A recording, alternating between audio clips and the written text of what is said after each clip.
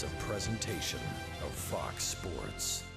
We are Fox Sports. We are Southeast.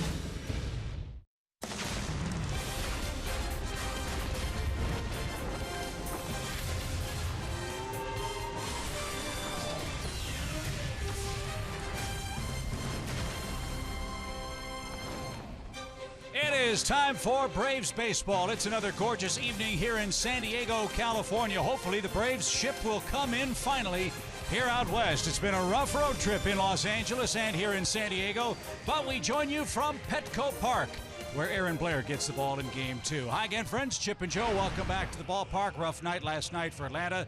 They ran into a San Diego Padres buzzsaw, and the Padres won by a 7-2 final score. But all is not lost for the Braves, Joe. They're getting some contributions from some unlikely sources, and in a season like this, you need those kind of things to keep your ship afloat. Great opportunities for people if you take advantage of it. And so far, here are four guys that certainly are doing that. A couple of hitters and also a couple of guys coming out of the bullpen. Chase Darno has been terrific no matter where he's put defensively. Malik Smith's average continues to climb.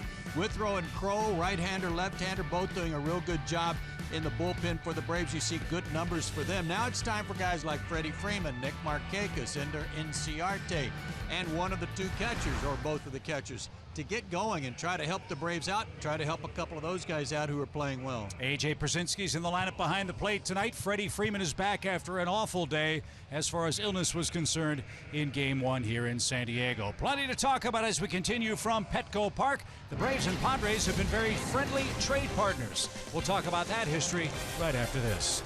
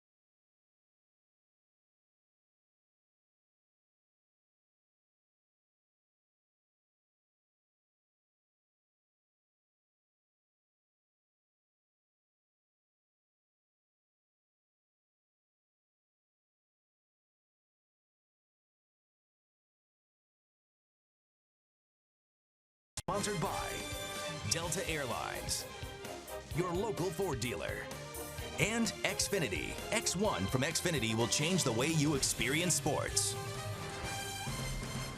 No June gloom for the Padres in their home ballpark. They've been swinging the bats very well, and hopefully the Braves can cool them off here tonight. Joe, you made a point in Game 1 of the series last night about how the San Diego club really went for it. They thought they were in a position to make the playoffs a couple of years ago. With a flurry of trades, they found a willing partner in the Braves who were trying to restock their farm system, and boy, John Coppolello really got it done with A.J. Preller. Yeah, the Braves got some really good players, some really nice players from the San Diego system to help replenish a Braves system that wasn't going so well. So when they expressed an interest in Justin Upton, then they started having conversations. Alex Smith, Max Fried, et cetera, in that first deal. And then they needed some help in the bullpen, and they were going to take Craig Kimbrell.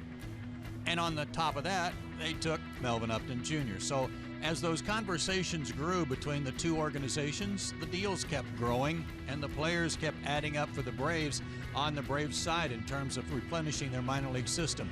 It's fun to read those things there and kind of put words where the GMs were talking. So we'll see what happens with some of those prospects the Braves got, but it's nice to know that the Braves really got some good ones from the Padres. And we'll see how it pans out next year, perhaps even sooner for the Atlanta Ball Club. San Diego, it hasn't worked out, at least to this point, the way that they hoped it would. They've already traded Craig Kimbrell to the Red Sox. It's a perfect night for baseball. Lineups in first pitch. It's the Braves and the Padres. Hey, we're in Andre Aldridge's hometown. Got to get a win tonight.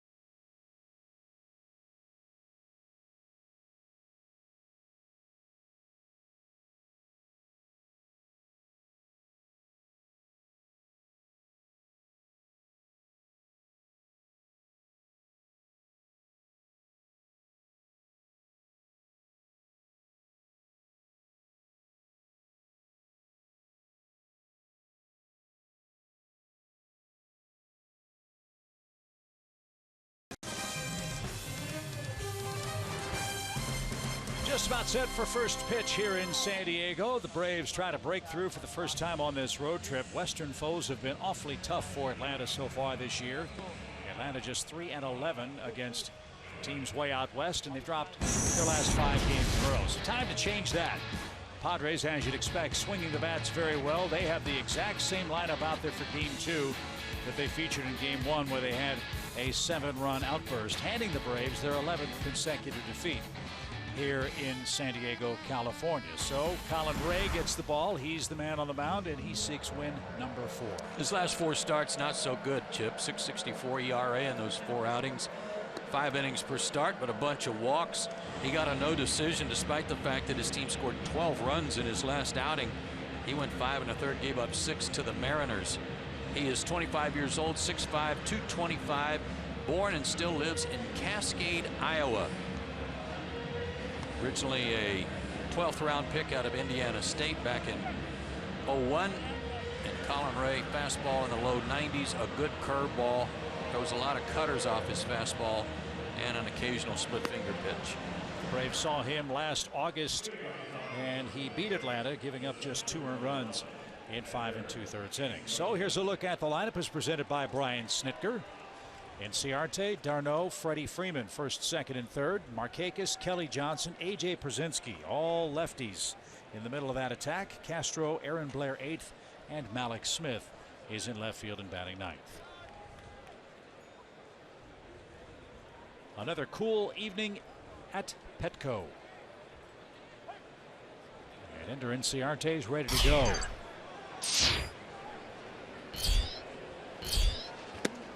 He showed bunt, took a strike, and Lance Barksdale has the balls and strikes. He raised the right hand, 0-1. 67 degrees officially at first pitch.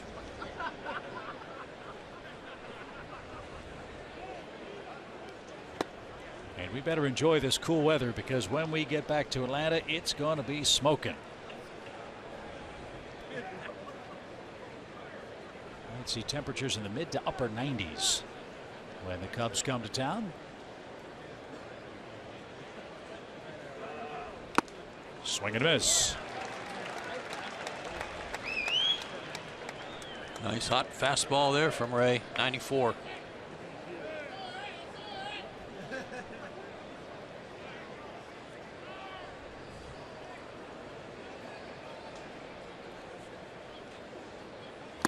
And a swing and a miss. That might have had some cut. 93 miles an hour, and Ender didn't get it. Strikeout number 1 for Colin Ray.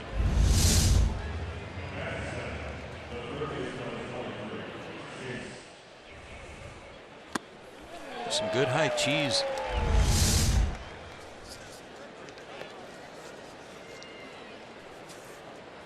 Here's Chase d'Arnaud. He had a 3-hit game yesterday. And d'Arnaud finally got into the RBI column. An amazing stat in the Braves notes tonight. For Chase d'Arnaud, that was his first RBI since 2012 in the major leagues.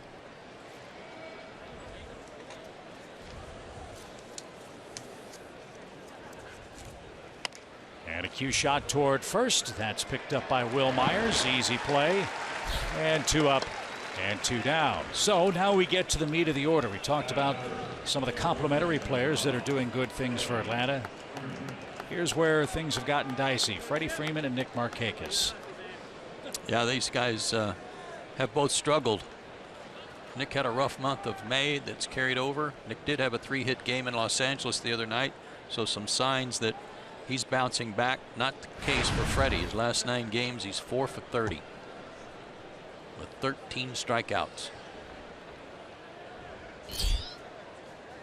Base is empty for the Braves first baseman. And that's downstairs. If you missed the Braves Live pregame show, Freddie Freeman was horribly sick yesterday. I mean, he was down for the count. Took some medication to keep himself from throwing up during the game, but he had no strength, it appeared. And as Joe said earlier, that affliction is now moved above the shoulders. Headaches, sunshine sensitivity. So this cloud cover's a good thing. I was just happy to see him in the locker room before the game eating something. Yeah, he was eating some peanut butter and bananas, things like that, that hopefully will give him some energy. He's got a little color about his face tonight. He was pale as a ghost before the game yesterday, but he tried to play and had a rough night.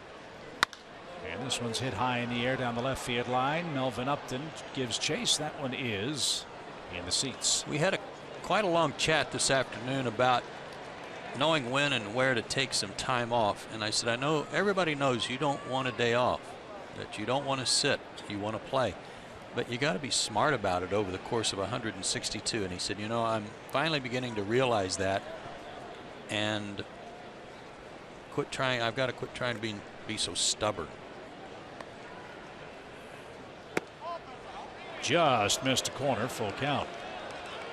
Yeah, on one hand, you really admire the fact that he wants to be out there and play every day. Sure. On the other hand, if he's as sick as he was, give somebody else a shot. There's no way he should have been out there last night. And he's aboard with a 2-out walk. Freeman's aboard. And Ray will go to the stretch for the first time as he faces Nick Markakis. Well, again, we showed you in his line of his last 4 starts that he's issued a bunch of walks. And that might be something that helps the Braves out tonight. Nick Markakis is our indescribably good play feature tonight. 18 games against these Pods with good numbers.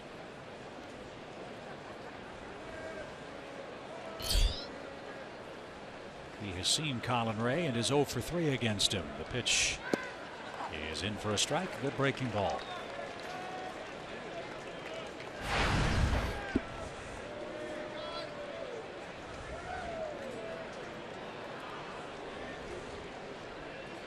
Nick is 4 for 16 at the plate on this trip to LA and San Diego. And he hits that one hard toward right. Kemp on the run, still going back. That ball is going to carry off the fence. It ricochets away from Kemp. Here comes Freeman around third. He's going to score. And Nick Markakis drives one off the fence in right with a 2-out double to put the Braves in front. That's more like it. 2-out walk, 2-out double. Nick just missed a home run. Turned on that fastball in the inner third. And Matt Kemp's a good right fielder. He was ready to play this off the wall, but it bounced, took a funny bounce. He thought it was going to go to the left, and it went to the right. It looks like there's a pad out there. That black border of the fence. I wonder if it ricocheted off that and kicked to the right. Well, he was looking for it to go one way and it went the other, and that's what allowed Freddie to come all the way around. So the Braves strike first. Here's Kelly Johnson.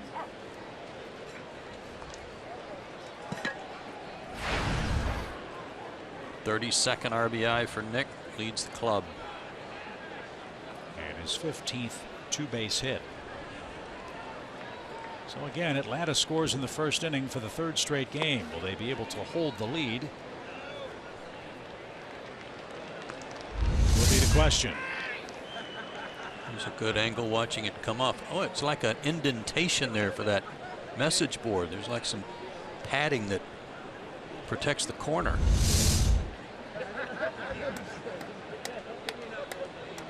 One ball, one strike. And a hot shot to second. Solarte's got that. And that'll take care of Kelly and the Braves. But Atlanta gets a 2-out walk and a line drive double from Nick Markakis. They draw first blood in San Diego tonight.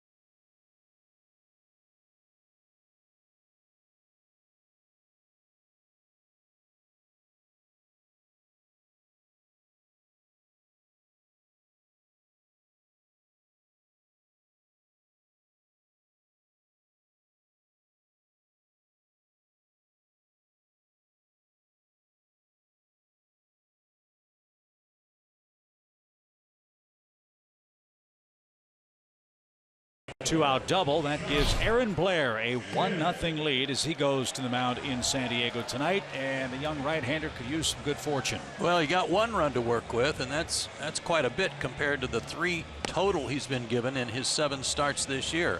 So he'll hope for more and hope to hold this hot Padres hitting team down. His 4 keys to pitching success tonight: go 7. You know what? He's been really shortchanging some of the bullpen by going 2 2/3, 3 2/3, go 7 tonight. That means he also would avoid some trouble in the first inning, which has also been a problem for him. And the top of the order is red hot for the Padres. 1 through 4, these guys are tearing it up. He's got to be especially good against them tonight. And that top 3 is the same as it was last night. It starts with John Jay, the Padres center fielder, who had a hit in game 1. Jay at 296 has knocked in 18 runs. He has 67 hits this year. That's more than any other center fielder in the game. That one's fouled back for an even count.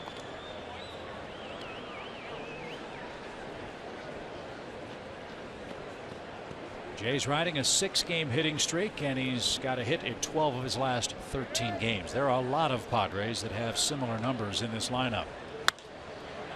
Pop up, foul ground. d'Arnaud gives chase over near the stands. No play. I don't know what just happened there,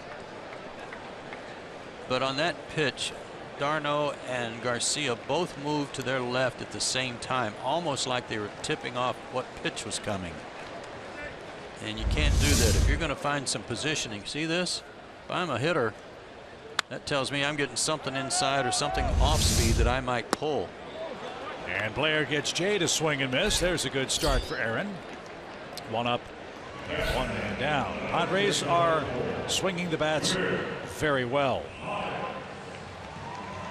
They're averaging almost 6 runs a game.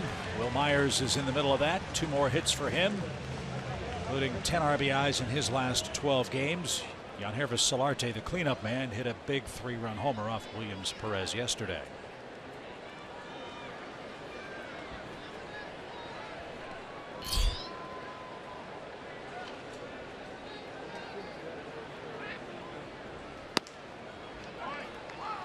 Good start for Aaron, who, by the way, played for the Padres manager in Double-A. Andy Green was the manager at Mobile when Blair was with the Diamondbacks.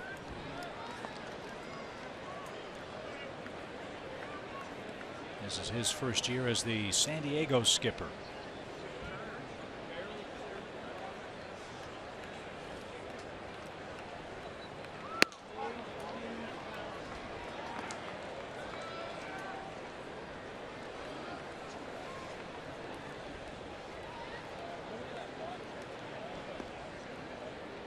Two balls, 1 strike for Will Myers. And this is where Blair has really hurt himself in his young major league career. More walks than strikeouts so far. Can't do that. His last outing, 4+ innings, 5 hits, 6 runs, 4 walks, 3 homers against the Giants. And it was a rapid escalation against San Francisco. Walk, homer, hit batsman, homer, and that was all she wrote. And he missed every one of those pitches, which was the same spot. The ones that were wide of the plate. That brings up Matt Kemp. Kemp tied for 4th in the National League in RBIs with 41. He's knocked in 11 of those runs in his last 13 games and has scored 11 himself.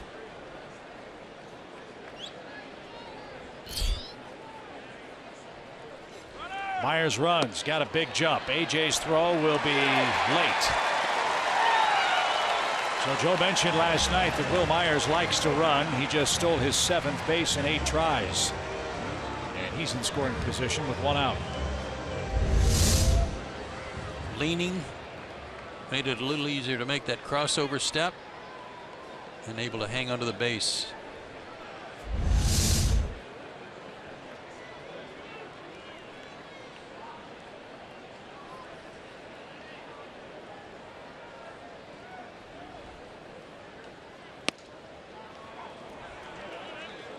Aaron got off to a pretty good start with the Braves, despite the fact there was not a win in that W column. 3.31 ERA, but his last 4 starts have been different. And that includes, of course, that outing in Pittsburgh. He gave up 9.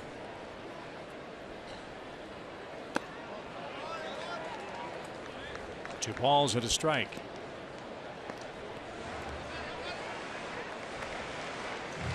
Yeah, those last 4 major league starts, the Giants, Miami, Pirates, and Phillies, with one brief stint with Gwinnett on May 21st against the Charlotte Knights. And he got no runs of support against San Francisco. Bumgarner shut the Braves out 6-0.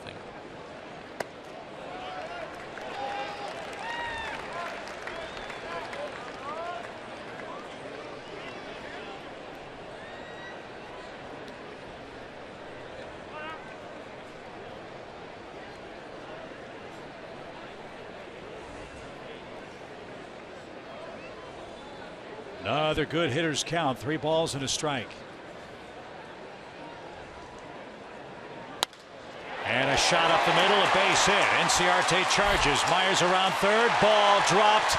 Run is in. We're tied at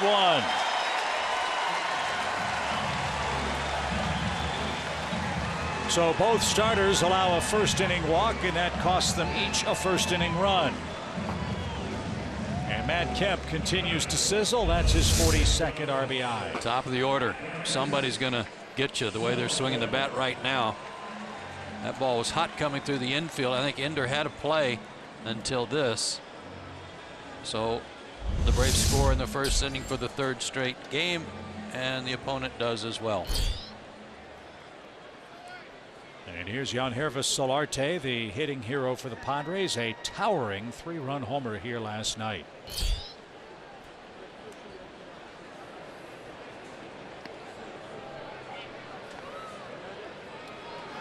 Take a look at this. First inning runs scored. In April and May, they scored a total of 14 first inning runs. And already in June, that's the 16th. And Aaron Blair's given up 10 first inning runs now.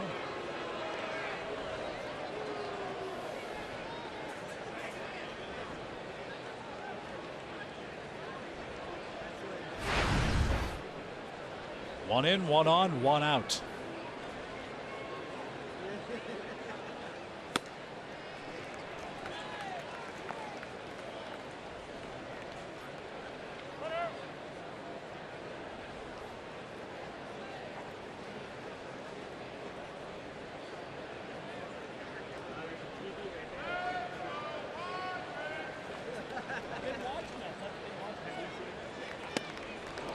Change up.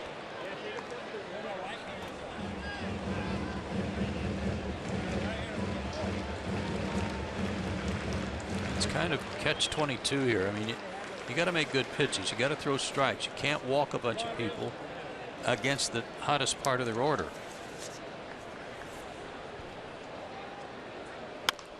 Slow roller hit towards second. And the flip to second is going to be in time. That forces Matt Kemp. Heads up play by Kelly Johnson. And Melvin Upton Jr. will stand in with 2 outs.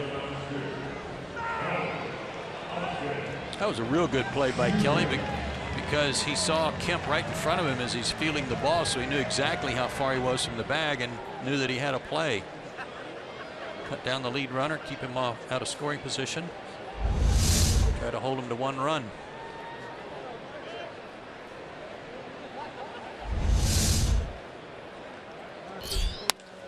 Upton strokes one through the left side. Braves had him shifted that way, and he still was able to guide it between Kelly Johnson and Daniel Castro. And he has been swinging at the first pitch a lot in this series already. And just split the gap there.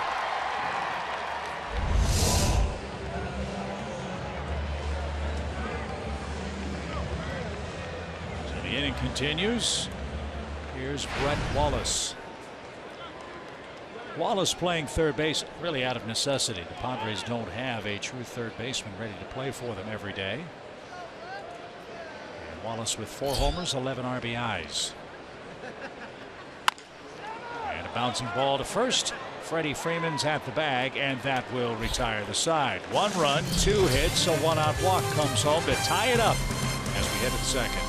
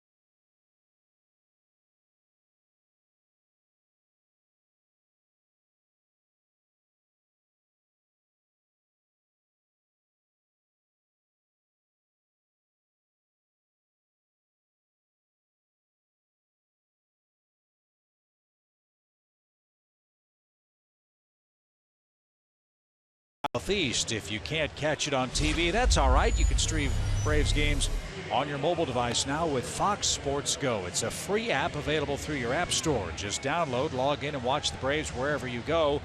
Presented by Circle K, home of the world-famous Polar Pop Cup.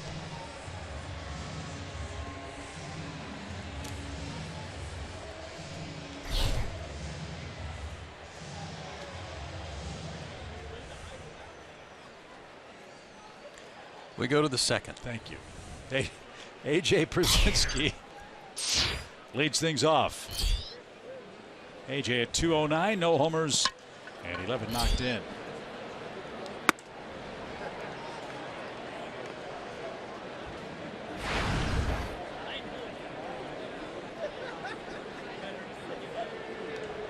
Of all the Braves who have faced Ray on this roster, he's the only one with a hit coming into play tonight. Markakis changed that with his first inning run-scoring double.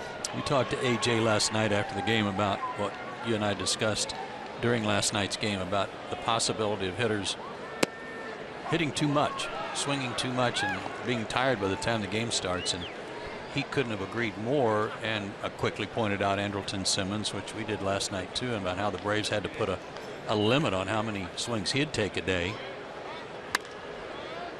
And A.J. said that he told me again today when I saw him, he said he went in the cage underneath and took 40 swings to get loose. That's what it was for. And that's before batting practice. Kevin Seitzer and Jose Castro work their tails off of these guys to do whatever they need and give them whatever they need. A.J. served one the other way that Upton caught. There's the first out of the second, and here's Daniel Castro, who is shortstop.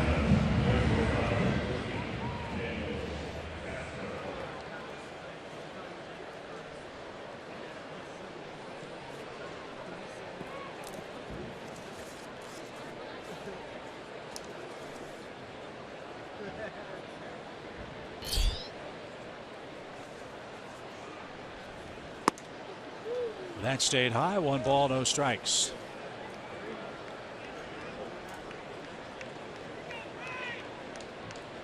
This is only Daniel's 4th at bat on the road trip. And he's going to bounce to second. Friendly hop for Solarte. And there's the second out.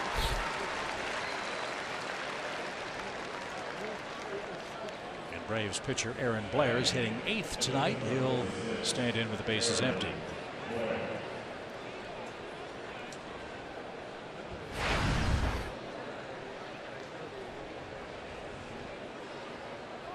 Brian Snitker would love to see Aaron Blair, as you said, take this game 6-7 innings tonight. Williams Perez had to leave early last night with what was termed a triceps soreness issue. But talking with Brian before the game on the bench, it's kind of like a hockey injury, general upper body soreness. Williams couldn't really pinpoint exactly what hurt. Yeah, Williams said he had some tingling in his bicep, tricep area. So hopefully that's not an issue that will require a DL stint, because Williams has been pitching very, very well for the Braves. Imagine we'll know more in the next day or two. 1-2 from Colin Ray, and that's nowhere near.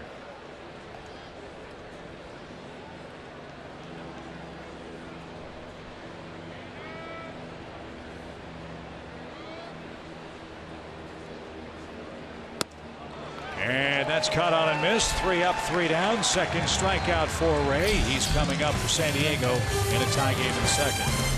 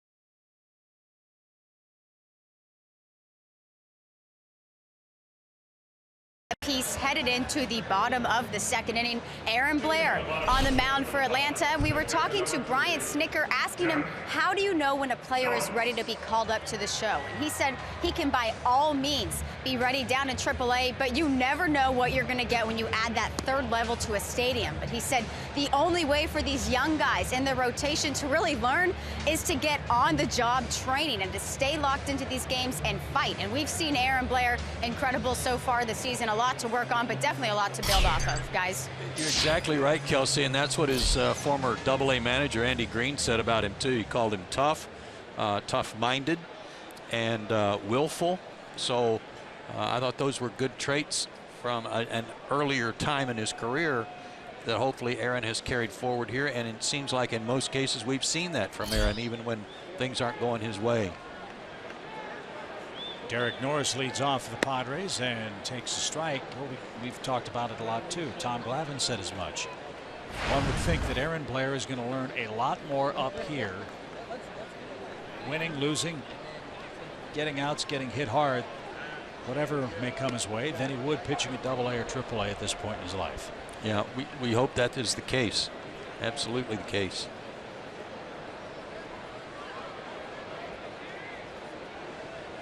Norris had a couple of hits, drove in a run, and stole a base last night.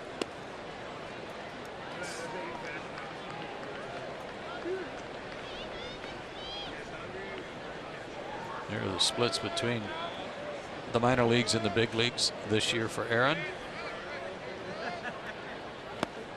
And a swing and a miss. He got Norris. That's the second strikeout for Aaron tonight. And a real good changeup again.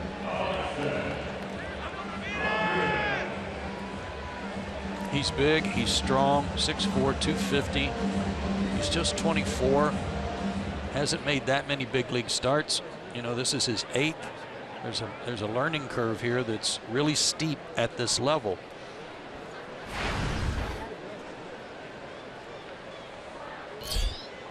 The one thing Green said about him was that he thought his velocity wasn't quite what it was when he saw him and had him in Double-A.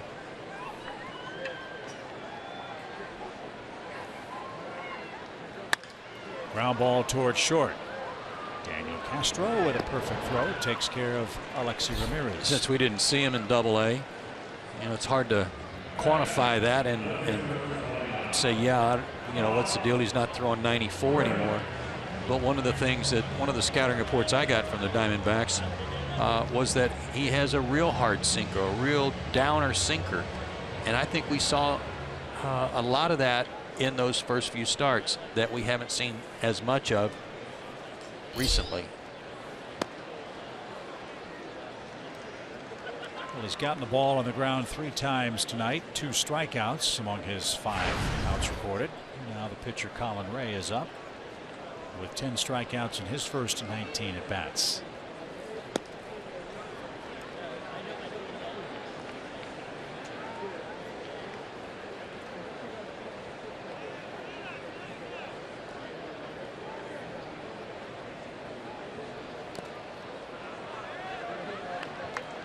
That pitch to right-handed batters tonight is not working. Slider to the outside part of the plate.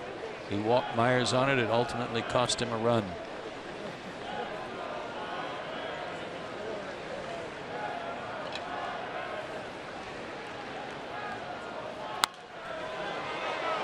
Popped up back toward us and out of play. 2-2.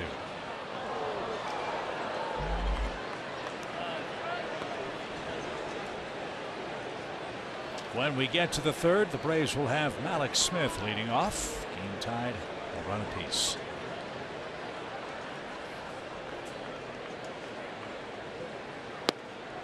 Missed with it again. That was a curveball. We'd like to see Jay leading off the third. Payoff. Broken bat, base hit for Colin Ray. Okay, here's what disturbs me about that. If you're going to throw the curveball 2-2, then throw it for a strike. Chances are with the pitcher, he's not going to do much with it anyway. But 3-2, and he's sitting dead red fastball, and you throw one down the middle, you're even giving the pitcher a chance to make solid contact. So don't be so fine. Don't be so tricky with the curveball 2-2. Lollipop it in there. So more 2-out trouble for Blair. Second time in as many innings. As Jay's the hitter, he struck him out to start the night. And that was the pitch that resolved the first inning at bat. Strike 1.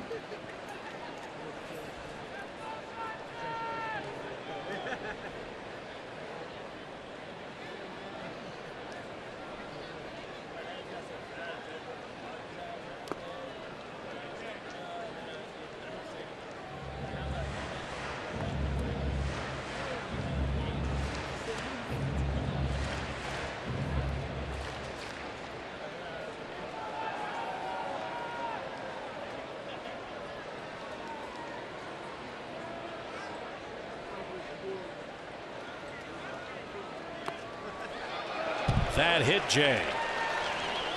So a single and a hit batsman, and now Will Myers is going to come up, and all of a sudden you've got 2 on and 2 outs with this red hot Padres trio coming up.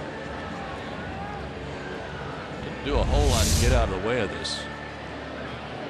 I might have hit him on one hop.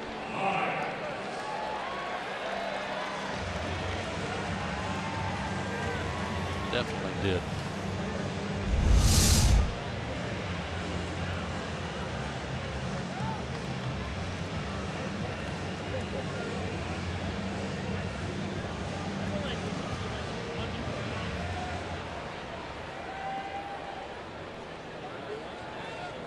Will Myers walked, stole second, and scored the first Padres run. He has a hit in 7 of the last 8 played. He went. No swing. AJ can't believe that as he looks down at Angel Hernandez, who said no swing. Oh, we got Angel tomorrow for the getaway day. Yippee-yi-yo-ki-yay. That might be a 4 brownie day for you. We'll be here long enough. Yes. 1 ball, no strikes.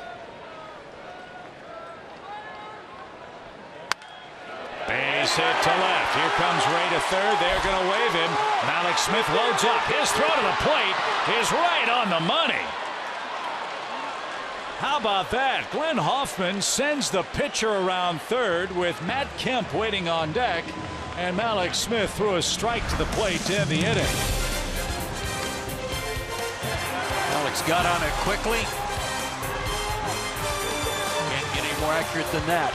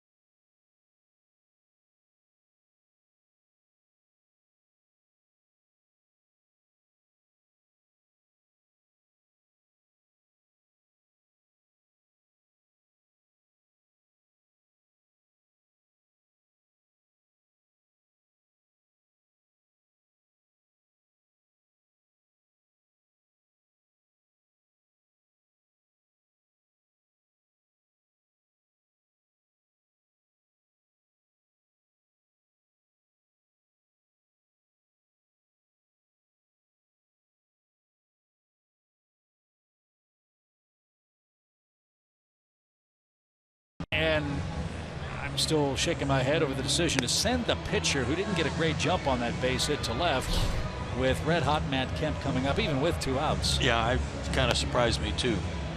Glenn Hoffman's a great third base coach. But even with some footwork where Mallex stepped behind himself right there, he still got off a good throw and a very accurate throw. It gave AJ all the time he needed to get in the way of him.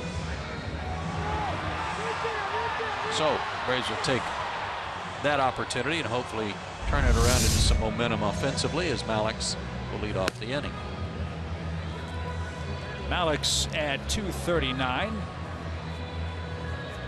He's knocked in 20 runs for the Braves.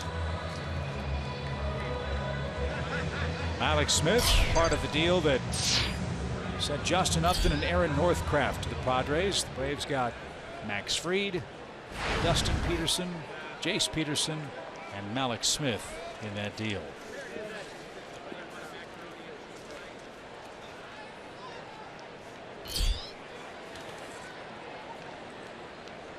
Infield pinches in at the corners. And a strike. Mallex 2 for 7 on the trip.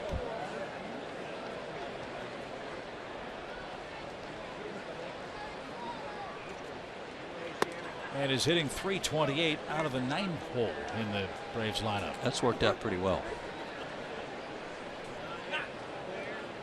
So if you get him on, then you've got Inciarte, Darno, and Freeman to follow. And maybe a chance to grab the lead right back. 1 ball, 2 strikes.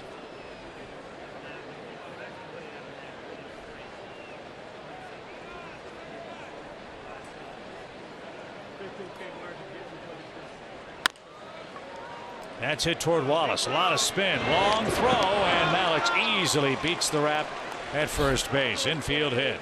No chance. We talked last night, if you were with us, about Wallace playing third base. He's typically or more traditionally a first baseman. They need him at third base, as Chip said, because they really don't have anybody else to put over there. But he has a real short arm throw to first. And from this position, couldn't get anything on that throw. Good start for Atlanta. I mean, he did everything he could, but it wasn't fast enough. You're right. So Alex Smith aboard. Alex with 7 steals. He's been caught 7 times. Let's see how the Braves play it. With the battery of Ray and Derek Norris working for the Padres. Got a good lead. And that's taken low. Ball 1. Also, if you weren't with us last night, last year Norris threw out 38 base stealers. That was the most in the big league since Gerald Laird in 09 threw out 45.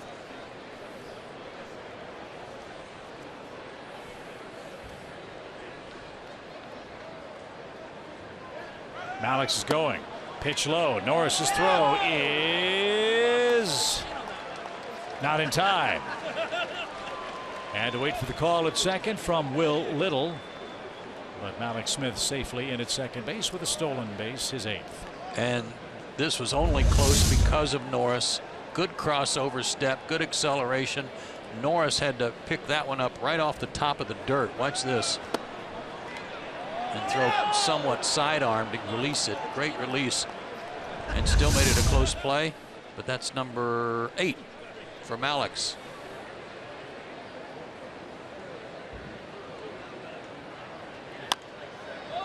Back to the mound. Now Alex Smith caught in a rundown.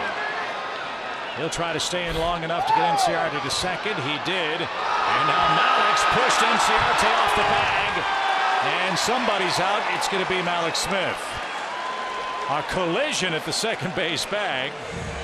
And Ender Inciarte came up on the short end of that. Yeah, he's limping. Brian Snitker none too happy about Alex getting caught off the bag to begin with.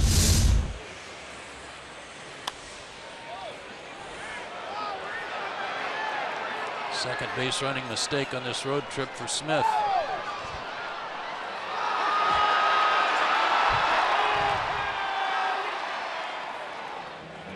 Like he cracked knees with Ender Inciarte. That's when you just start tagging everybody. I mean, they could have gotten 2 on that play very easily. And the base belongs to the guy who's already there. If both of them were standing there, Inciarte would be the guy that's out if they were both on the base. He's testing it to make sure he's all right. Jim Lovell making sure with him.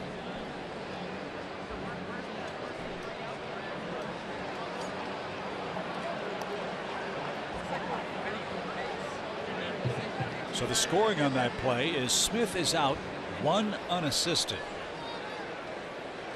Don't know if I've ever seen a pitcher on a 1 unassisted play making out at second.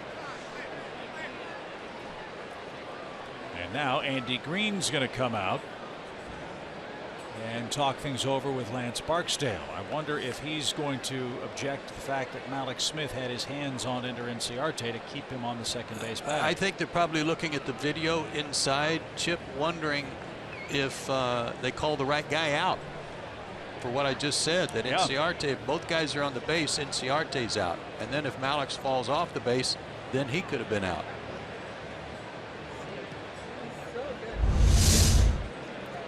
The base belongs to Alex. Ender kept his foot on the base, and I don't know that Alex ever got back to the base. But that's what they're talking about. They're thinking they've got a double play here.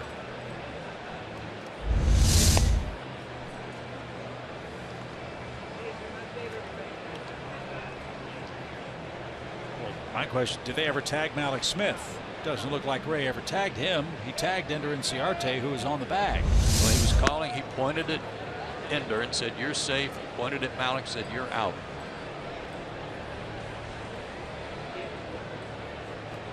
Bo Porter having a chat with Malix, and Brian Snitker.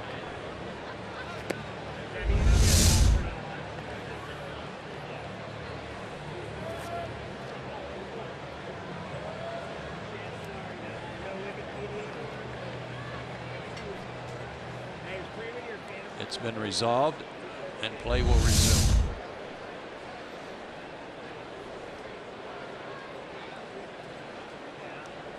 So Smith is out. NCRT is still the man at second, and he's still stretching those legs after the collision atop the second base bag. Chase Darno bounced out his first time, so he's 0 for 1. And he didn't get that. Chase hit a couple of ropes last night on fastballs. One that was up in the zone that he hit hard to right field. Since then, they've been giving him a steady diet of off speed.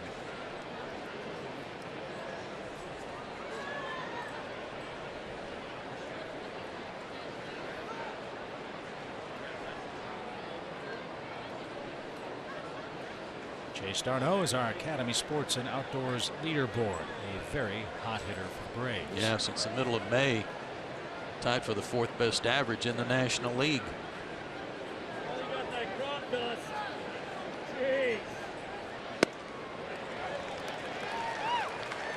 Two good pitches from Ray has Darno behind 0-2.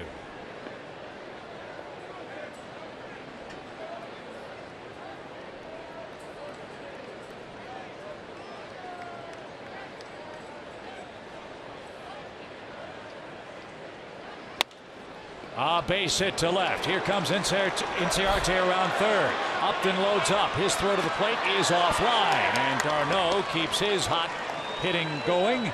His second RBI. And the Braves jump back. It's a 2-1 game here in the third. That was an 0-2 count too, wasn't it? Breaking ball down.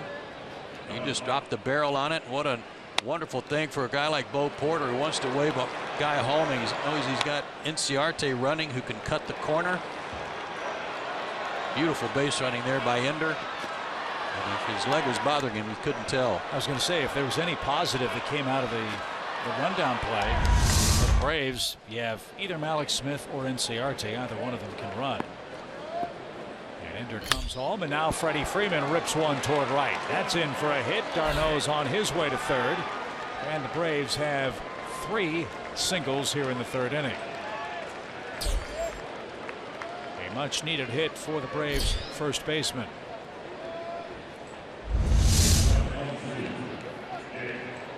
Another breaking ball. That stayed up in the middle of the plate. Darren Balsley, the pitching coach, out to talk to Ray. So despite the base running gaffe, Braves are in position to have a good inning.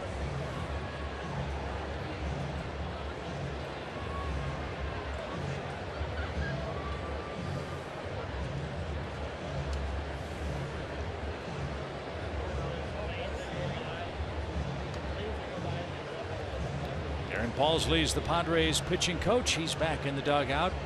And the Braves in business first and third, with one out for Nick Markakis. Ball's been jumping off Nick's bat on this road trip. He's hit a couple of balls to the fence in Los Angeles and now here in San Diego. Now the ones in LA, unfortunately, were straightaway center.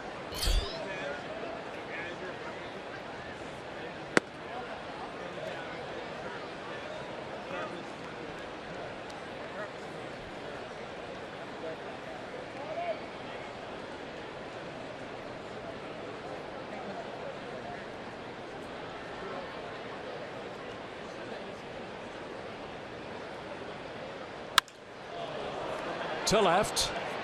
Upton is there. He makes the grab. His throw's headed toward the infield, and it's cut off. Nick Markakis has a 2 RBI night. A sacrifice fly brings home Darno, and it's a 3-1 kind of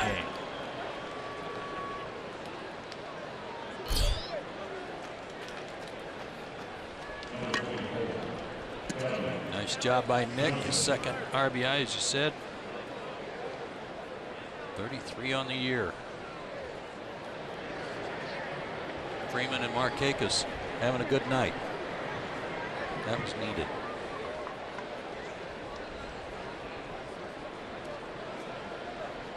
So Freddie's at first for Kelly Johnson. He bounced out to second to end the first. Braves with 3 runs in as many innings tonight. That's taken low, 1-0. And as many runs already for Aaron Blair as he's had in his previous 7 starts.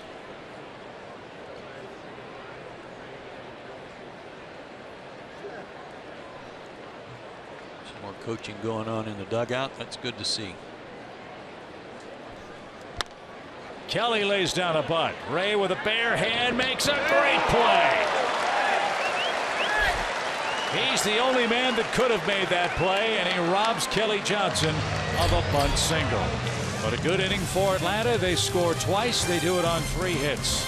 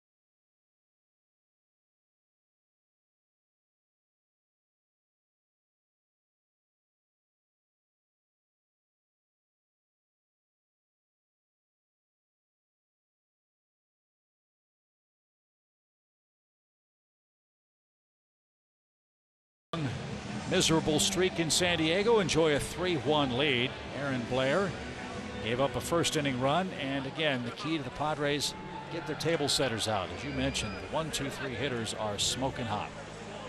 There's the top of their order, and what we were talking about. It's over the last 11 to 13 games, a lot of RBIs and runs scored for these guys. And I'll tell you right now, I'd rather see Matt Kent lead off an inning than stand there with the bases loaded like he could have been last inning. Yeah, Will Myers with a base hit to left. Glenn Hoffman sent his pitcher Colin Ray around third, and Malik Smith threw him out at the plate by a good 20 feet. And then momentum swang to the Braves offense, and they scored 2 times for the lead. And Kemp's first offering is launched on a play. Steer right 1.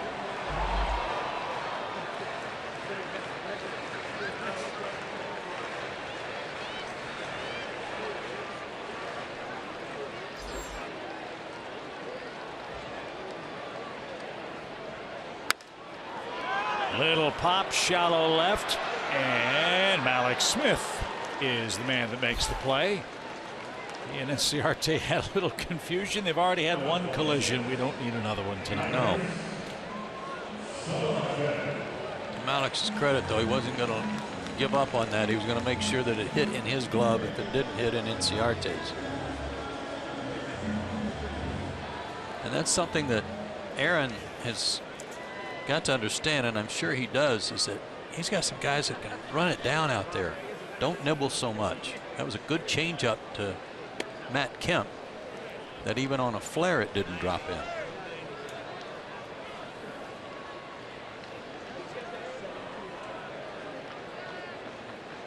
Solarte reached on a force play his first time, and this one's fouled at the plate. Padres really missed him He's on the disabled list until May 21st with a hamstring problem. Cost him 6 weeks.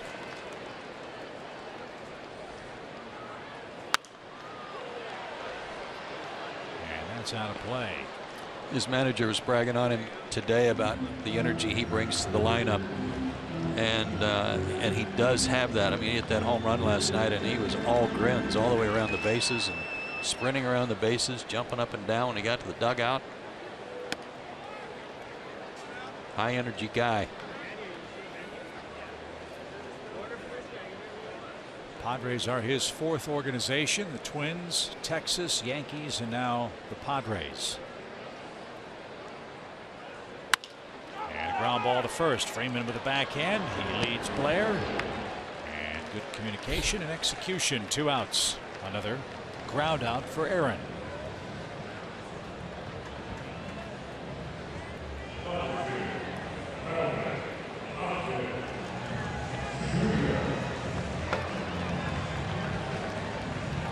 And here's Melvin Upton. His first inning single snapped an 0 for 15 slump.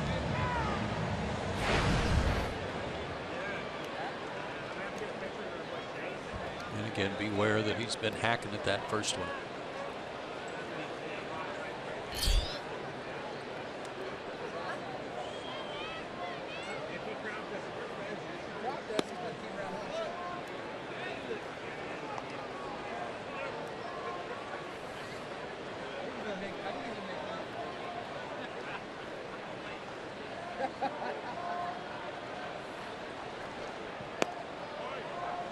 Good breaking ball again. His curveball's been pretty good. His slider's been off.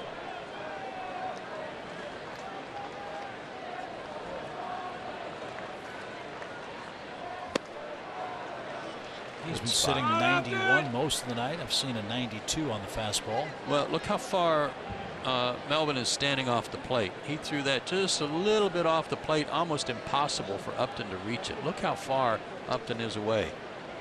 Open stance, deep in the box.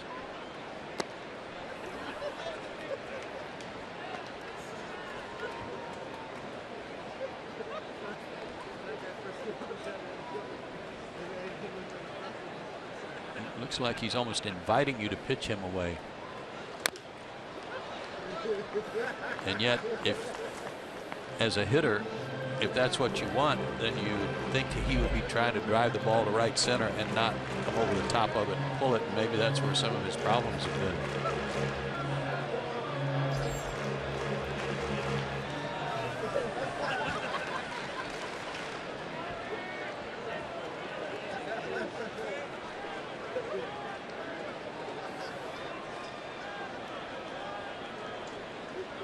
Two and two.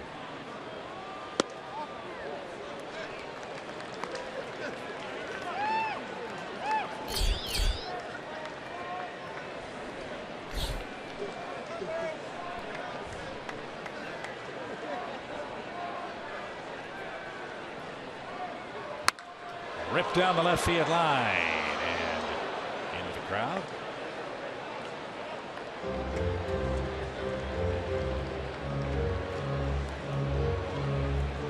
Upton played in 87 games with the Padres last year, hit 5 homers, knocked in 17. So he's already surpassed those numbers this season. And a swing and a miss. 1-2-3 inning for Aaron Blair. It's zombie night here in San Diego. And the Braves enjoy a 3-1 lead after 3.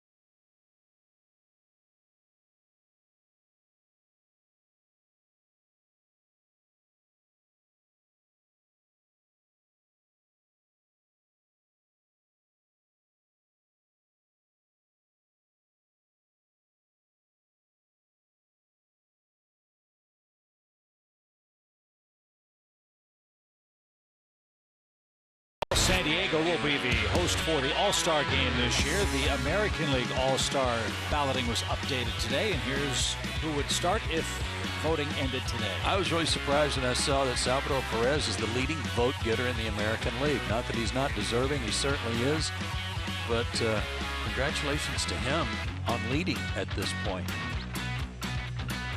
Manny Machado had an interesting day today. He and Yordano Ventura had a bench-clearing brawl as the Royals got clobbered by Baltimore 9-1 today. For Ventura, that's another in the long line of incidents he's had with American League hitters with a style of inside pitching. He drilled Machado with a 99-mile-an-hour fastball. I was trying to remember if it was the Orioles he had problems with before.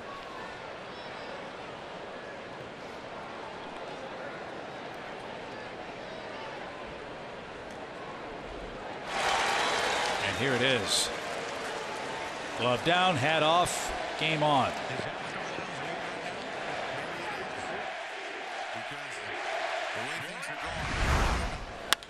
And a base hit by A.J. Pierzynski right back through the box.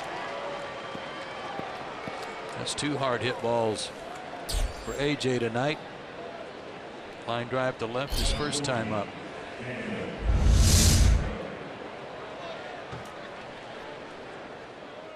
Add on, get some more. Well, he's been getting hurt with his breaking ball tonight. Leaving it up. So Daniel Castro, the batter, he bounced out to second his first time. Daniel 0 for 4 on the road trip, 0 for 1 tonight. And that's a low 1-0. Phillies beat the Cubs 3-2 today in Philadelphia. We'll see the Cubs Friday night in Atlanta. Reds beat the Cardinals 7-6. They're playing a little better lately.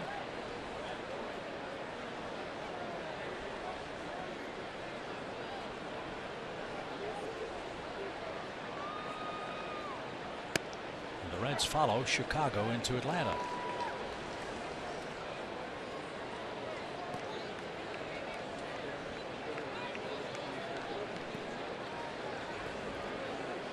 Texas beat Houston again 4-3. That's 8 in a row for the Rangers over the Astros in the American League West. That was Cole Hamels and Dallas Keuchel tonight. It's funny, Cole Hamels goes to Texas and you almost never hear anybody talk about him, and he's one of the best pitchers in the game. Yeah.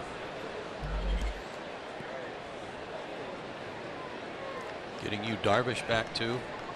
They're pretty solid. Jurickson and Profar leading off. The Rangers have taken off.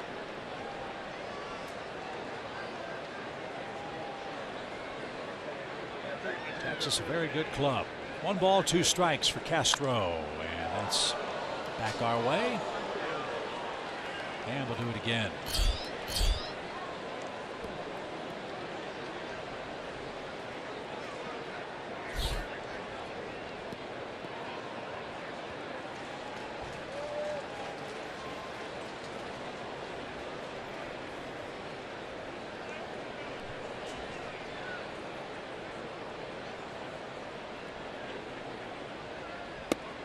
Strike 3 outside edge. Castro didn't like it. Well, Daniels the 3rd strikeout victim for Ray tonight. 1 on 1 out for Aaron Blair. Aaron's got a sacrifice bunt to his credit. Maybe he can get another one right here.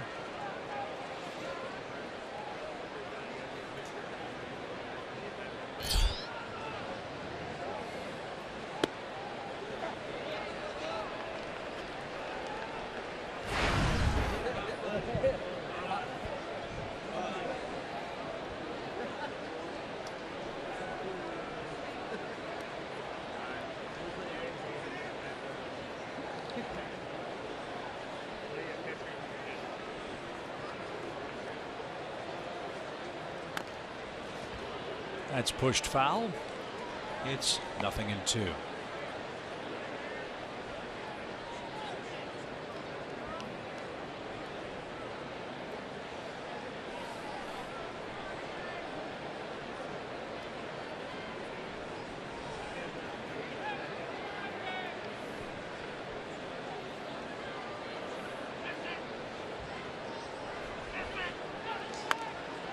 There's the bunt.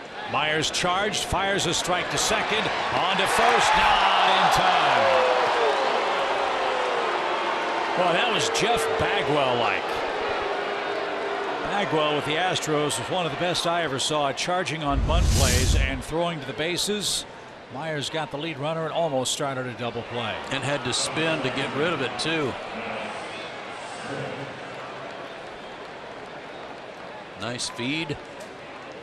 It's not in time at first.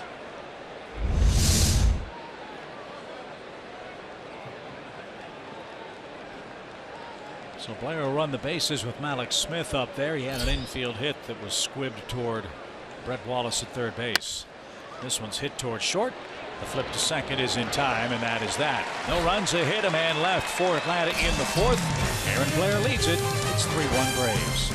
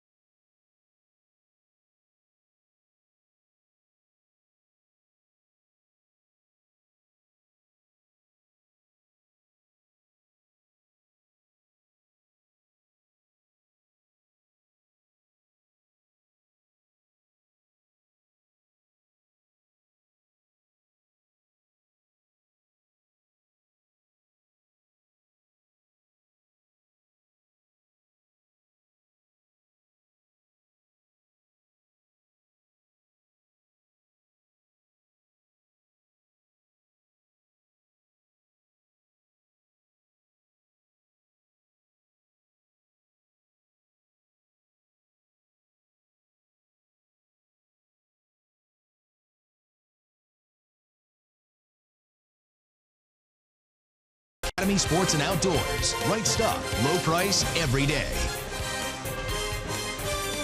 With Joe Simpson and Kelsey Winkert and the rest of our great Fox Sports crew, our producer Brian Woodrum, director Gary Lehman, statistician Gretchen Caney, Chip Carey with you from Petco, where so far so good for Aaron Blair. He's pitched 3 innings. He's given up just 1 run and just worked a 1-2-3 bottom of the third. And the 1 run was on base by way of a walk. And as we were talking at the beginning of his start tonight, he had to cut down on those, and it was already proving to be costly to him. But now he has straightened out, had a good 1-2-3 inning in the third. See if he can add on. The series an interesting one in this regard. We've got some really wild numbers to look at. The Braves are facing 2 lefties in the series. They have the lowest batting average in baseball against lefties, but the Padres have the lowest batting average against right-handed pitchers in baseball entering play tonight. Crazy. 2 last place teams.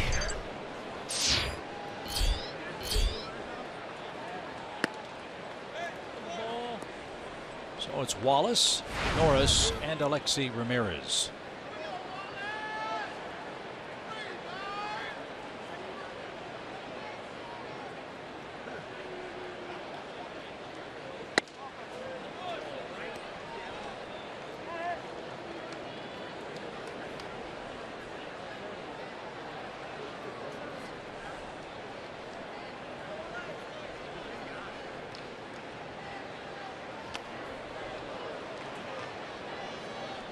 Brett didn't get that. 2 balls and a strike. He made a couple of good pitches on changeups to Melvin Upton Jr. to strike him out in the 3rd inning, and that was a good changeup to Wallace.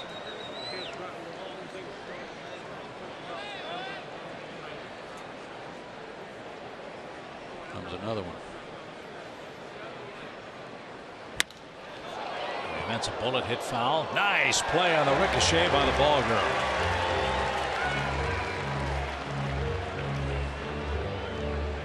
seen some good plays by the ball girls in this road trip. Down in Los Angeles, down the right field line, made a couple of nice ones.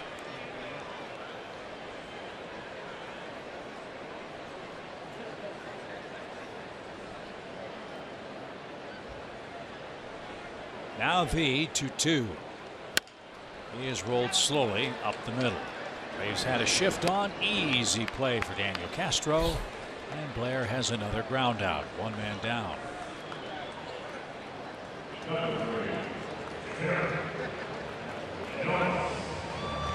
Norris struck out swinging, leading off the second.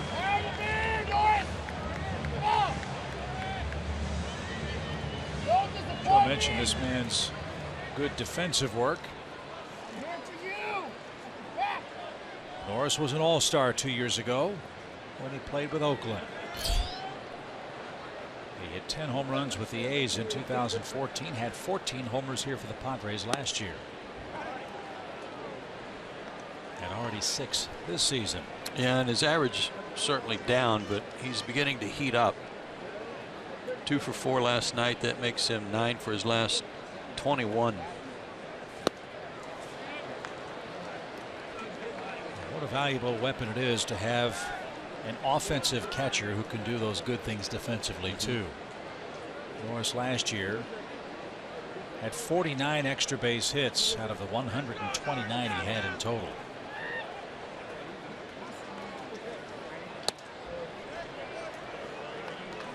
Where's he from? Born and lives in Goddard, Kansas. Is that for named for Robert Goddard, the rocket guy? Wonder. Couldn't tell you. The Oklahoma guys don't like Kansas. No, we do. I just I'm not familiar with Goddard.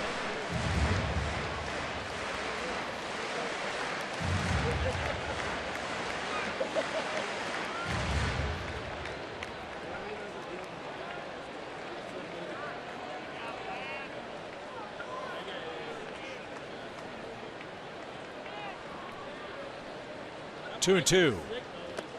And a swing and a miss. Off speed pitch gets Norris, who strikes out for a second time. Another changeup to a great spot. Back part of the plate. And look at that thing go down. Well done. Goddard, Kansas is a suburb of Wichita. Is it? Okay. I should have known that one.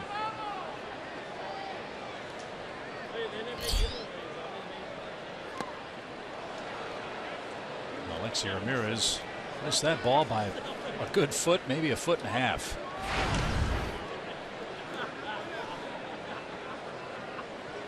Blair's retired 5 straight. He'd like to end Ramirez's 9-game hitting streak tonight. And he's jumped way ahead at 0-2.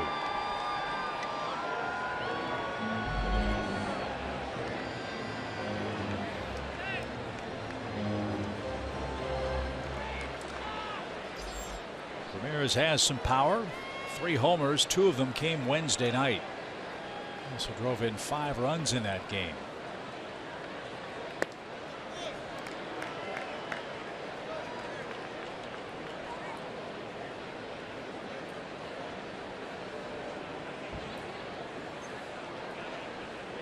He and AJ were teammates with the White Sox.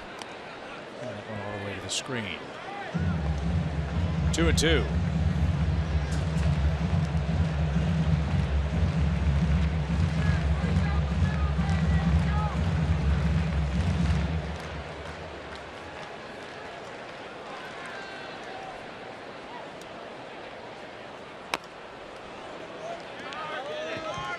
Sinker. A good spot. Nothing he could do with it. Here's that situation. It's not the pitcher. It's a little more dangerous, but if you're going to throw the breaking ball, throw it for a strike. And don't go 3-2 where you feel like you've got to throw a fastball. You're going with a heater instead, a sinker. But it wasn't close. And a spot where you can really manage the game. If you retire Ramirez, you can start the next inning with a pitcher, which makes the 5th inning easier. He overthrew that one. He's trying to make such a good pitch with it to get out of the inning that he just overcooked it.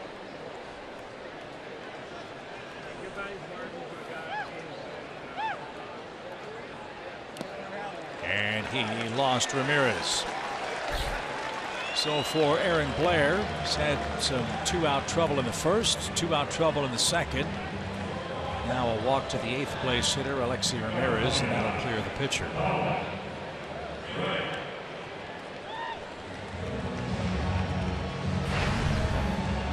His second walk. And he went to a deep count with Ray, and Collins singled to left back in the 2nd inning.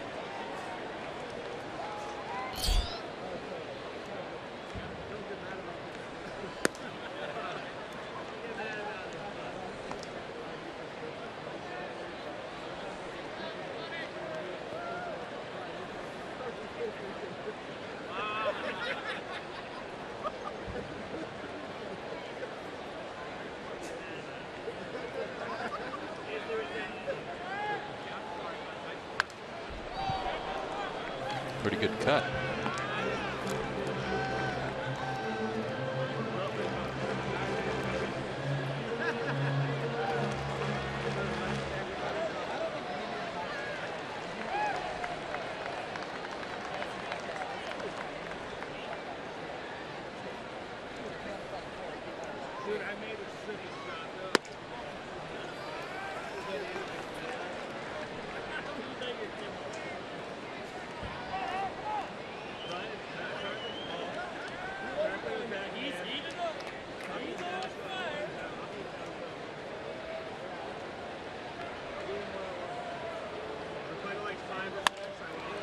Fly ball shallow right. Markakis had the pitcher shaded that way, and in foul ground gets there, and that retires the side.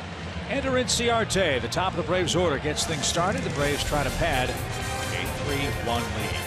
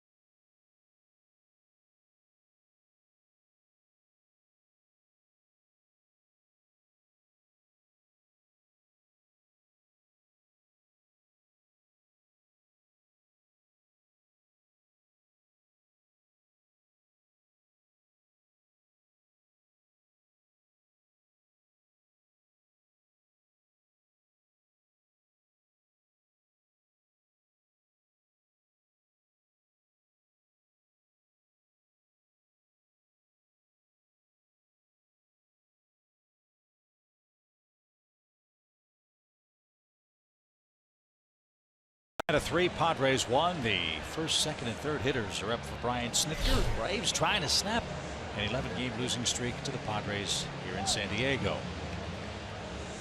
Blair's thrown 72 pitches through 4 innings. He's had some 2-out difficulties, but Aaron has scattered only 4 hits, and he's stranded 5 Padres base runners.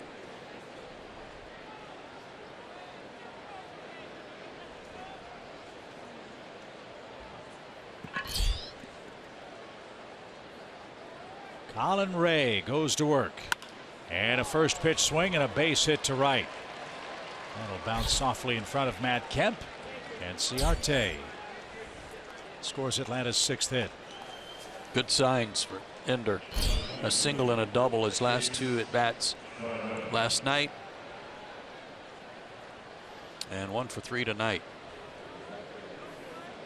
Talking to some folks around here who saw Ciarte play a lot for the Diamondbacks, they were really surprised when they saw his average, because they were talking about what a good player he is and has been against the Padres over the last couple of years.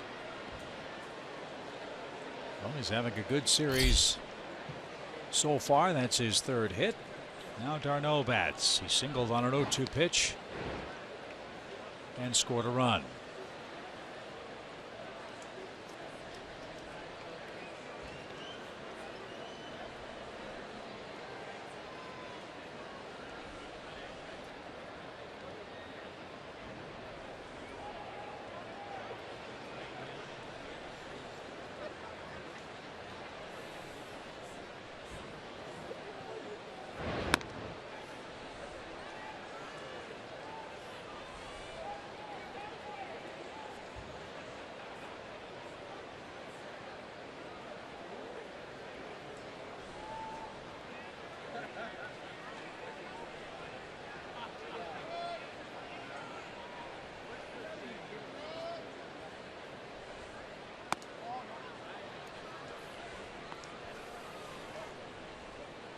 Not a bad idea. I don't know if he was thinking about a sacrifice there or if he was actually thinking more about a base hit, dropping it down the 3rd baseline, because I'm still anxious for the Braves to test Wallace on a bunt.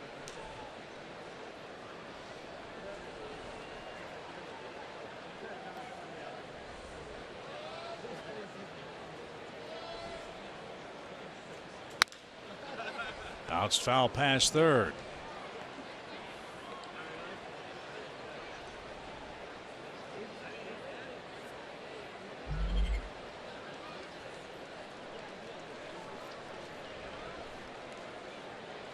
Been a fun trip for Chase d'Arnaud. He spent a lot of time with his family. His mom saw the Braves play the Dodgers. His dad and his granddad are with him here in San Diego. Still taking a peek over there at 3rd.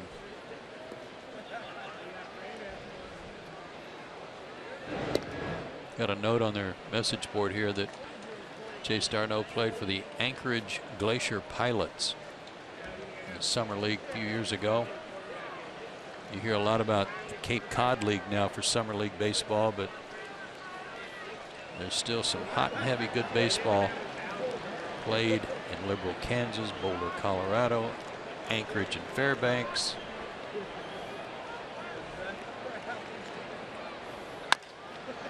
Rolled out towards Solarte. Flipped to second one. Ramirez glides across the bag and completes the double play. When Alexi Ramirez played with the White Sox, they called him the Cuban Missile, and you can see why. He is lightning quick across the bag and a very strong arm to get a fast runner. 2 outs.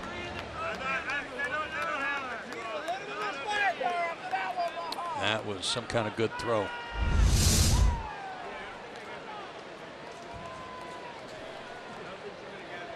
So 2 outs. Freddie Freeman has walked, scored, and singled.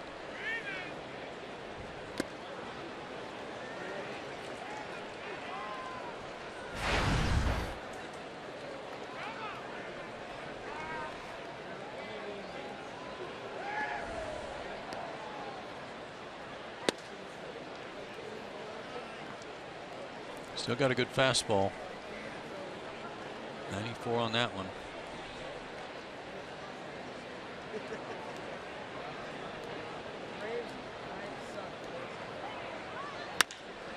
To the right side, Solarte from the rover position throws out Freddie Freeman, and that retires the side on just 7 pitches. Now the top of the order is coming up for the Padres.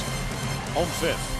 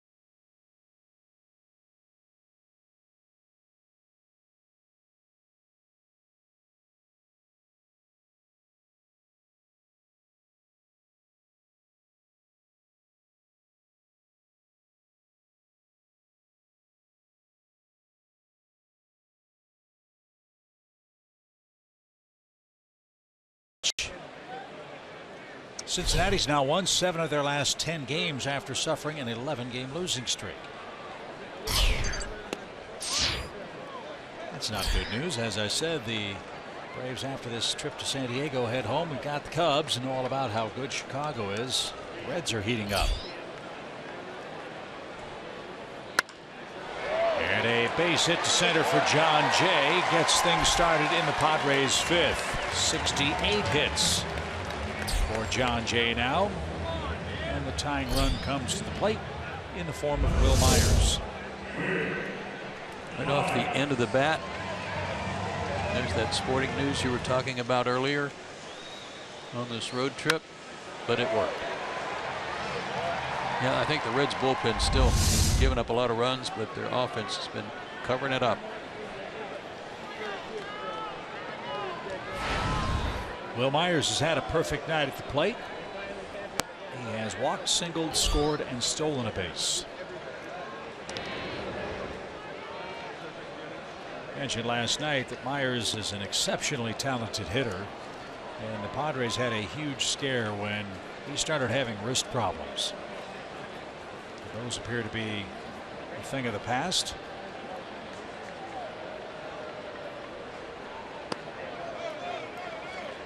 And out of necessity for San Diego, who's got Brett Wallace at third base, Myers is playing first because they have a very crowded outfield situation. If they could move a Matt Kemp or move a Melvin Upton, Myers ideally would be back in the San Diego outfield. Mile high fly to right. Markakis drifts back. The park's going to be big enough to hold that. Jay goes a third of the way from first to second and retreats with 1 out. The way Myers handled that bunt a minute ago, I might try him at third base.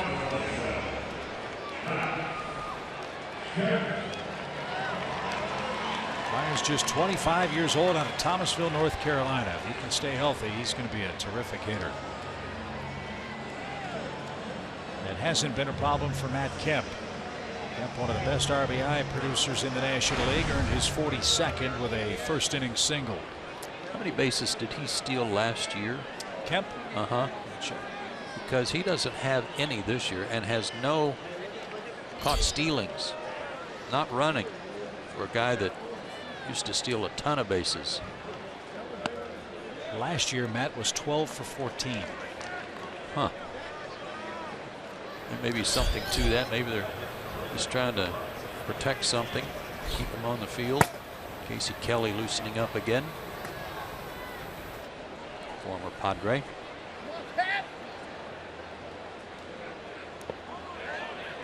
Nice stop by AJ.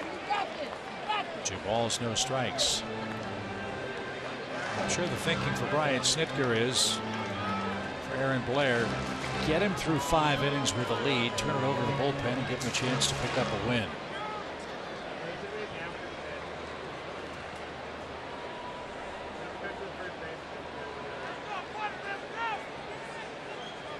This will be his 79th pitch. He's had base runners in every inning but the 3rd. And Kemp didn't get that. 2 balls and a strike.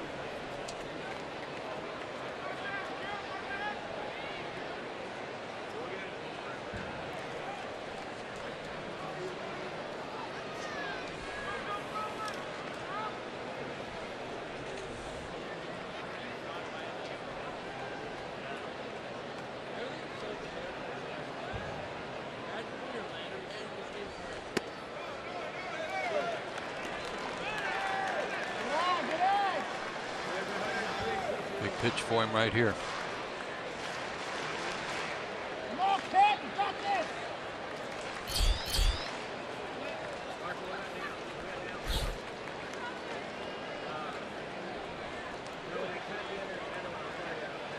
Three and 1. Ripped into left field, a base hit. 2 on, 1 out. Top of the San Diego order is wreaking havoc. They've got 2 hits in this inning alone, and now Solarte's coming up. 3-1 pitch, fastball. Matt Kemp's not missing many. Roger McDowell will come out and talk to Aaron. And, you know, going back to what you said a minute ago about getting him through 5 with a chance to win, I kind of have I mean, yes, I'd love for Aaron to get a win. I'd love for the Braves to get a win, more importantly. But there comes a time where 5 innings isn't enough. And I know that he hasn't been pitching 5 innings. But there comes a time where these guys have also, with a lead, got to extend themselves a little bit and pitch through some of this trouble like he's in right now. That's part of the learning process, too.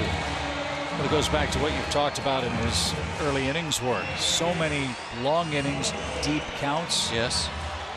That here we are in the 5th inning. He's up to 81 pitches. He's had 5 3-ball counts tonight, including 1 to Colin Ray, the pitcher. And there have been stressful pitches that he's had to make over the last couple of innings. 2 on for Solarte.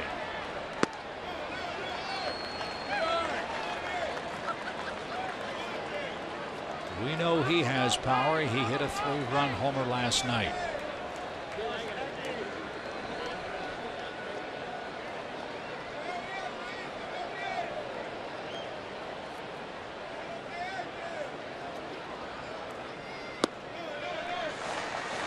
And if I'm correct, I think it was the 5th inning. Well, he hit it off Williams Perez, and it was actually the 3rd inning on kind of a tumbling breaking ball that didn't go down. And he looked like he was taking all the way there on that 1-0 pitch.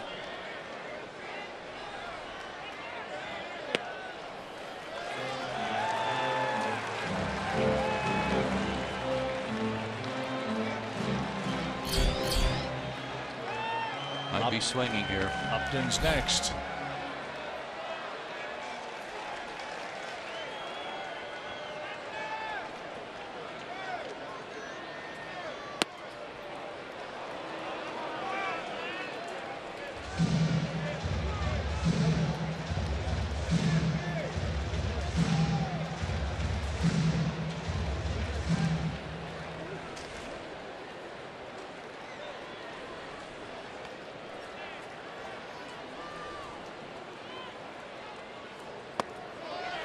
And that's going to load him up.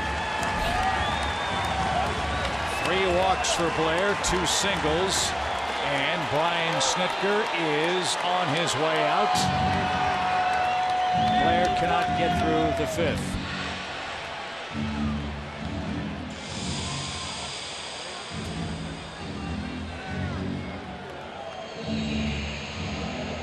So Aaron Blair, 4 1/3 innings. He will leave with the bases loaded and a 2-run lead. The Braves are in their bullpen early again tonight.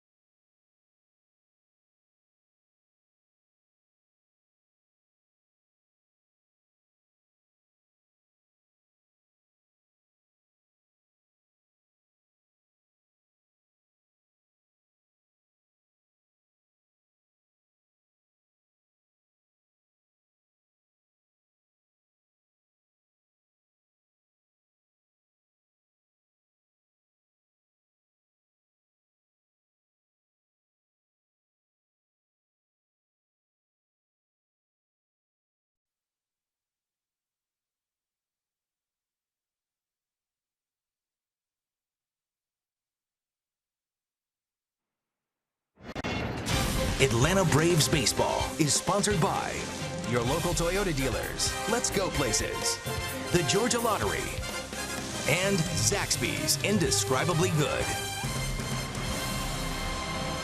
San Diego's loaded the bases with one out against Aaron Blair, who did not pitch the required 5 innings to qualify for the win tonight. So all he can do is sit and hope that Casey Kelly can pitch out of this mess with Melvin Upton Jr. coming up. Casey Kelly's got a good curveball.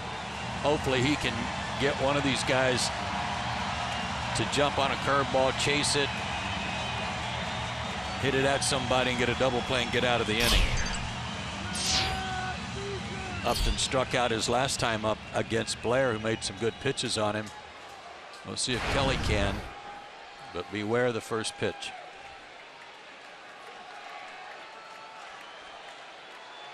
Jay, Kemp, and Solarte, the runners from third to first for the Padres. And the first one missed low. 1 ball, no strikes. Interesting decision to take Aaron Blair out of the ball game. Yes, he labored. Yes, he threw a lot of pitches. But the Braves trying to protect a 3-1 lead here in the middle innings.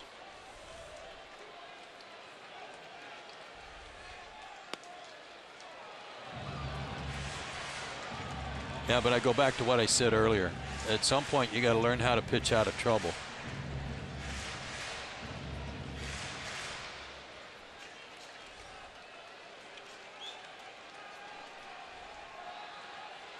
One ball, 1 strike for Melvin Upton.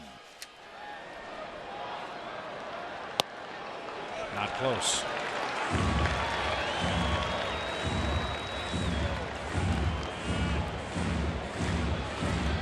This is Melvin's 3rd at bat with the bases loaded. He's 1 for 2. And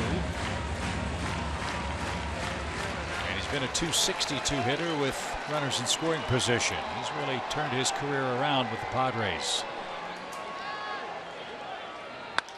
High fly deep right. Markakis back onto the warning track at the wall. Makes the catch. Slams into the fence. And a run will score on a sacrifice fly. And Upton, if he hit that ball 3 feet closer to the pole, would have hit it into the Petco box for a grand slam. That's how close Melvin Upton came to biting the hand that once fed him. And it was slicing that way too, Chip. Great job by Nick to take one last check to see where he was with the wall. Terrific play. That might have cleared the bases if he doesn't come up with it. So John Jay scores the 2nd Padres run. Kemp tagged up and moved to 3rd on the play. Solarte still at 1st. And here's Brett Wallace. Wallace has grounded out twice.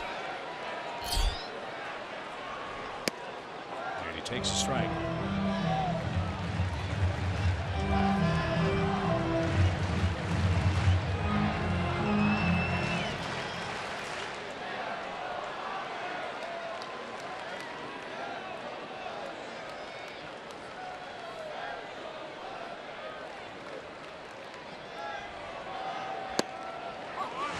Hit at the knees. Pretty pitch. 90-mile-an-hour fastball.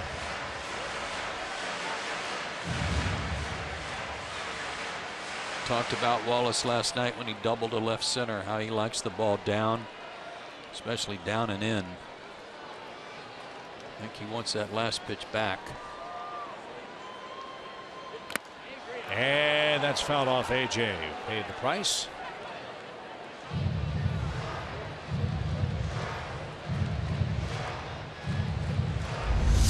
They'd get him. Oh boy, right on the inside of the shin guard. Missed the flat, missed everything.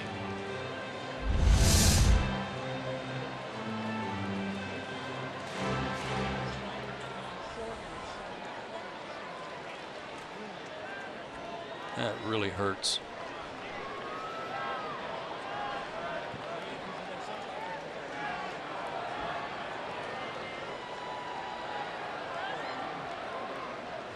Swing and a miss.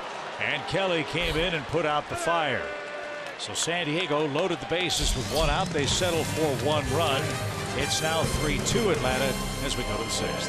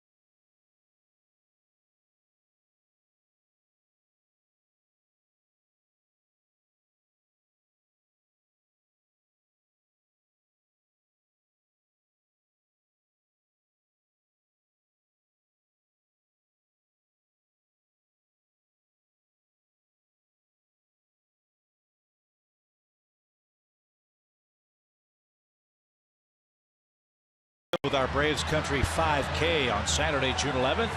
It's your last chance to cross the finish line on the field. Each 5K registration includes a Braves game ticket and a short-sleeved Mizuno shirt. Go to Braves.com/5K today. Braves still have the lead. Hopefully can get some more runs. Give the bullpen a little cushion. We're at that magical number that the Braves have struggled with all year long. 3 runs or less.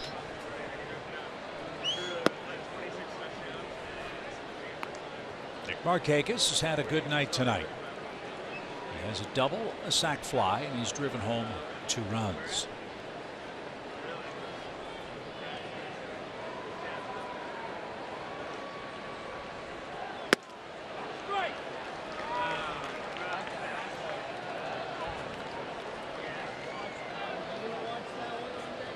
In this 11-game losing streak in San Diego, this is only the 2nd time that the Braves have scored as many as 3 runs in a game. Only the 2nd? 2nd out of 12. Wow.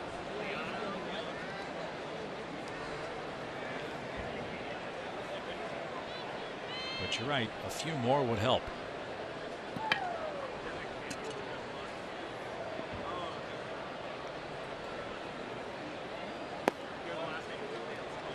Three balls and a strike.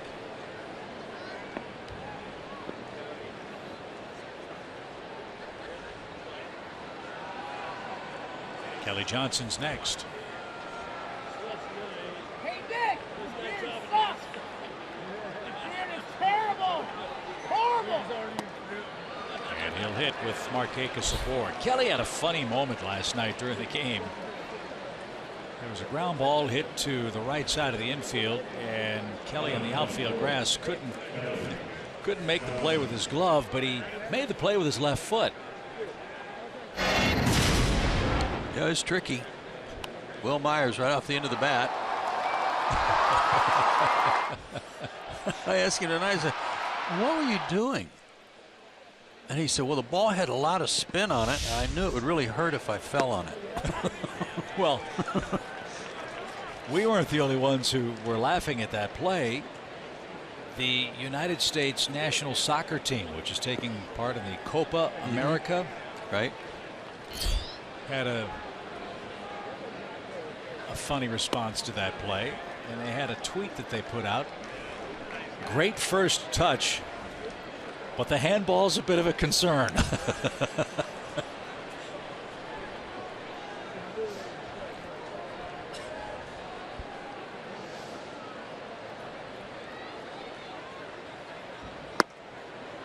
That's one of the many things I really like about Kelly Johnson. Not only has he had a terrific career, not only is he a really good guy, he knows how to laugh at himself. We're talking about how all he could do is hit line drives at the Dodger defenders in LA. His response was typical Kelly Johnson, right? Yeah, he's testing the defense.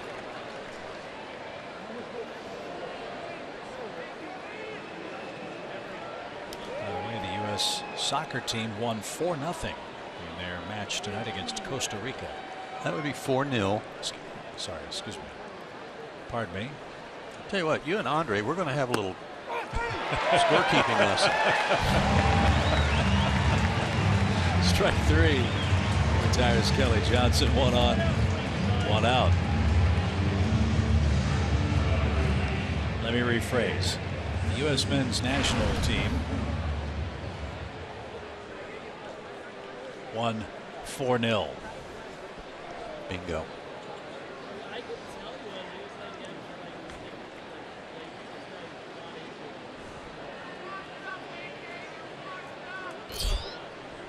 AJ's lined out and singled tonight. And a broken bat, double play chance. There's 1, there's 2, and Ray is out of the 6th inning. 1-run game in San Diego. The Braves lead it 3-2.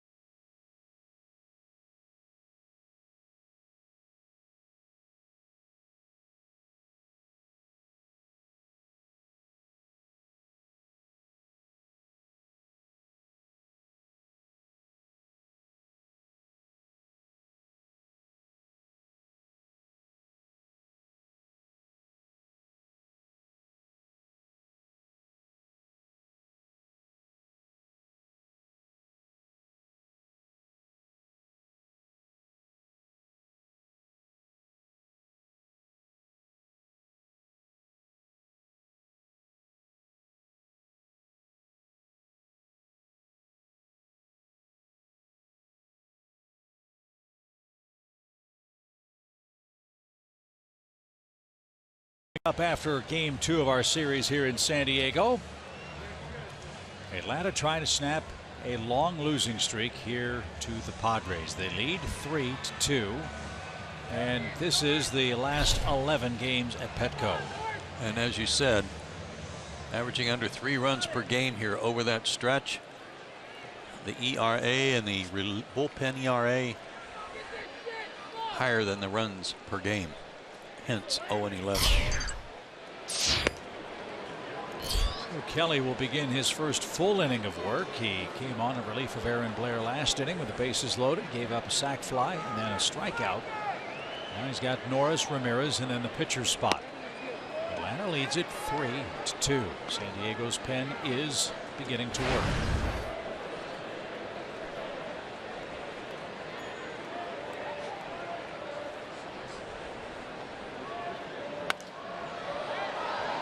Mentioned all the hits that Derek Norris had last year.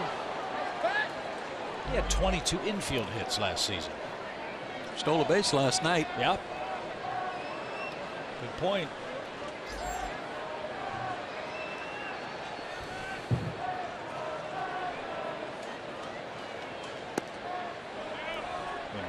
Infield hits are pretty impressive as long as he didn't trip over the beard. That's a good one. Another good. Their bullpen's got some real. They have some real hairy chinny chins out there.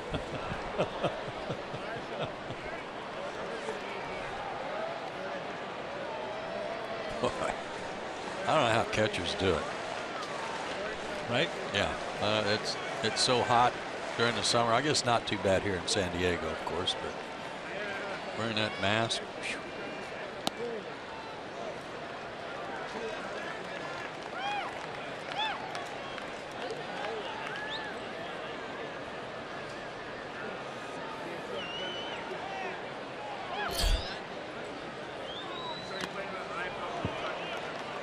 Norris stays alive. 3-2. Ramirez is next.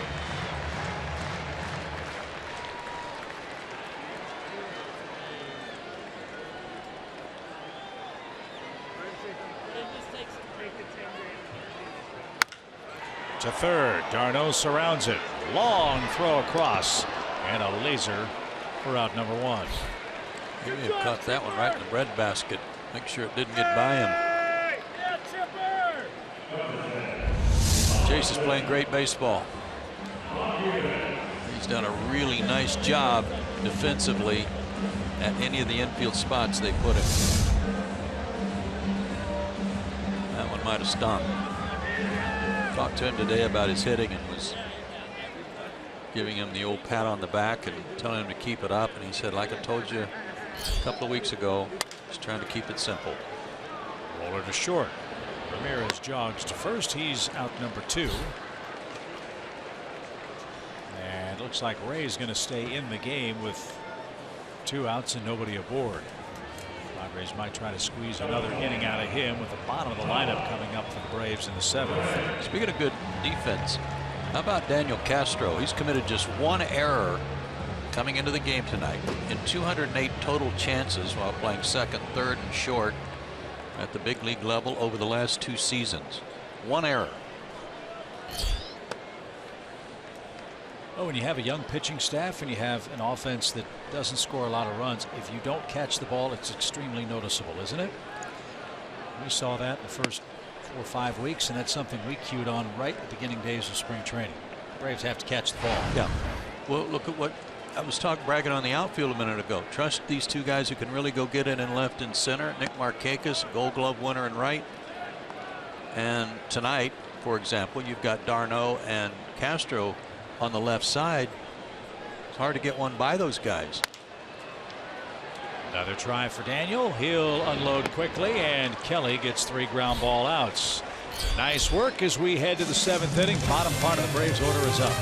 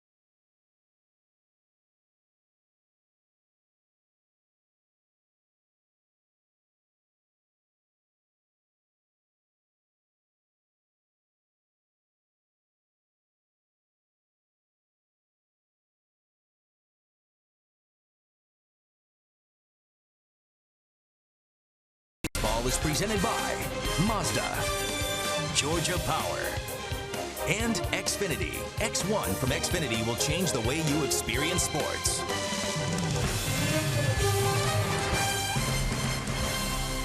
Let's take a look at what's happening around the minor leagues. First of all, Gwinnett played the Iron Pigs of Lehigh Valley. And everybody always wants to know what Ozzie Albies is up to. Looks like, Joe, he had a terrific night. Yes, he did. 2 extra base hits. Rio Ruiz, a couple of hits, including a double. That's good to see. Dustin Peterson, we've been talking about how he's been swinging the bat here the first couple of months. And another good night for him last night at Jackson. Chris Ellis, 6 2/3 innings, no hits or runs.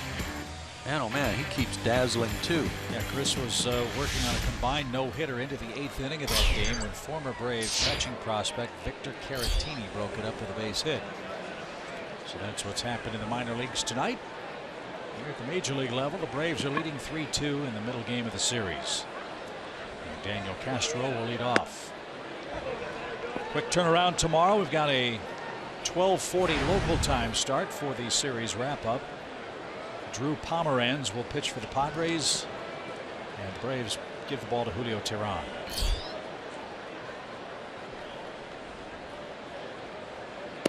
This should be a good matchup. Pomeranz has been very good.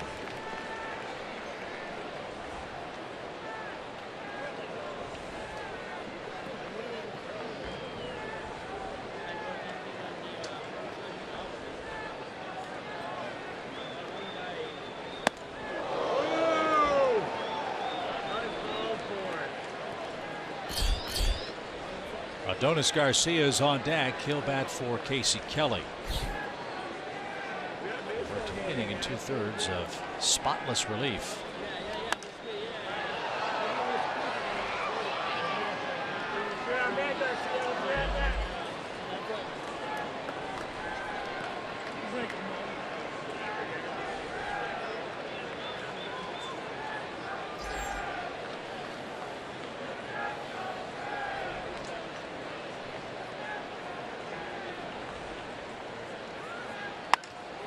In the air to right.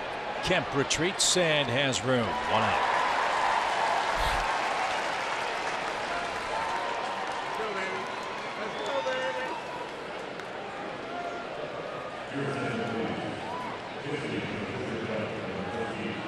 This is Adonis Garcia's second pinch hit appearance of the year.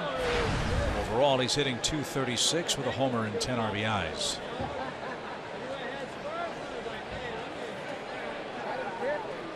Nice job again by Casey Kelly. An inning and 2/3 last night, 2 hits, no runs. Inning and 2/3 tonight, 0s across.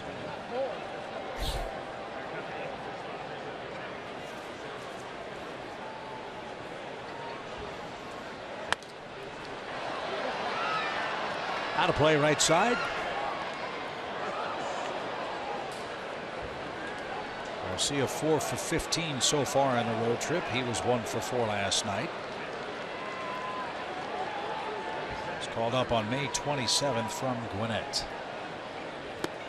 Yeah, didn't get the hook.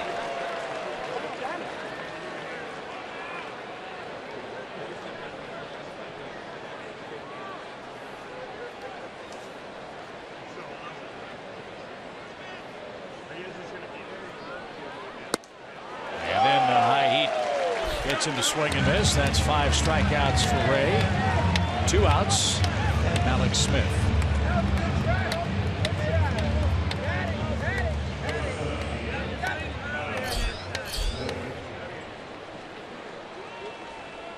A couple of double plays really made the night easier for Ray in the 5th and 6th inning after a leadoff single and a leadoff walk.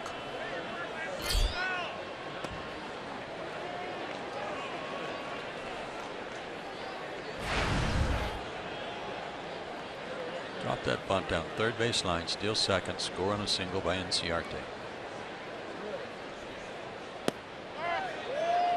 Alex couldn't stop himself. 0-2. Ray's only thrown 85 pitches. They've already cleared his spot in the lineup card. He conceivably could send him back out if he has a quick 7th.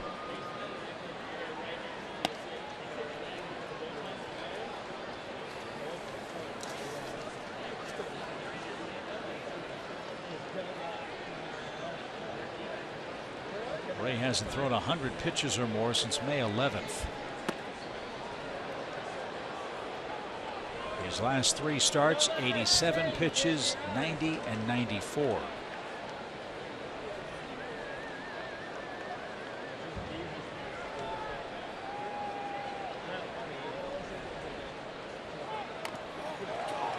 Now it's Justed, stay alive.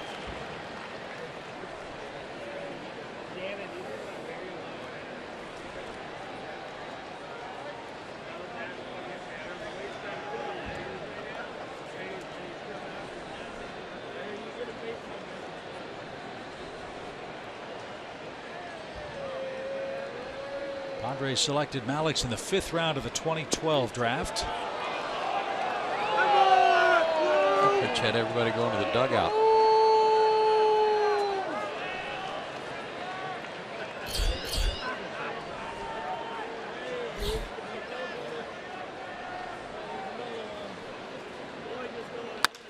And that one slapped toward Upton in left.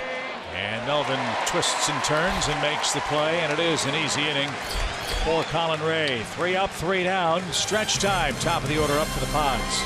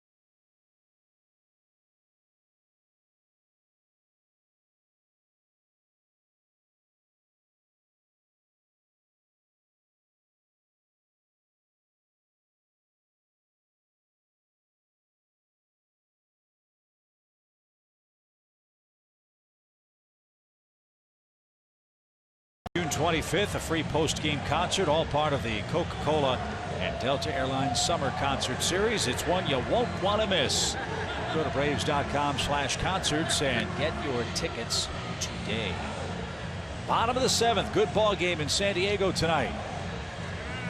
Chris Withrow is now on in relief. He's the 3rd Braves pitcher in the ball game, and as my partner said last night and earlier in our pregame comments on Braves Live, the more Chris has pitched, the better the results have been. Absolutely, and check out those averages against lefties and righties.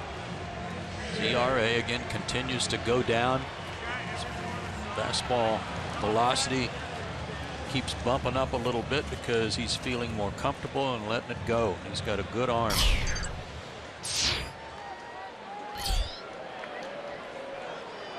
Came over in that deal with the Dodgers. It brought Hector Olivera to Atlanta. But the Braves knew Withrow was not going to be ready to pitch until this season. They'll start with John Jay, who's reached base twice. He's been hit by a pitch hit. He has a single. He's also scored a San Diego run. 3-2 Braves lead. And that one foul down the left field line. Well, your point about stockpiling injured pitchers or recovering pitchers is a really good one, because the Braves have done that, as you know, and they've got more coming. Paco Rodriguez, Jesse Biddle, Andrew McCurahan, Shea Simmons. all recovering. From Tommy John. And a bouncing ball toward d'Arnaud. Tricky hop, stayed with it, and gets Jay for the first out.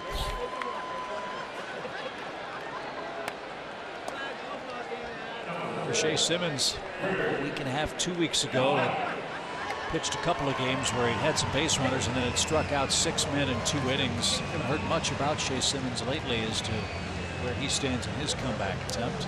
Yeah, I haven't either. I know they cut back on his workload a little bit when he had what I'll call a minor setback in his work to get back to the big leagues. You know, maybe just an ache or a pain that they wanted to let calm down.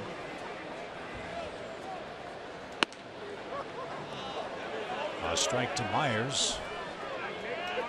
At the upper reach of the strike zone. Will wasn't sure about that. Myers scored the first Padres run. He also has a second inning single. He's tallied 19 multi-hit games this year. And he missed that one by plenty. Withrow stuff is explosive right now. He said 6 straight scoreless outings in the big leagues. And that was an 86 slider.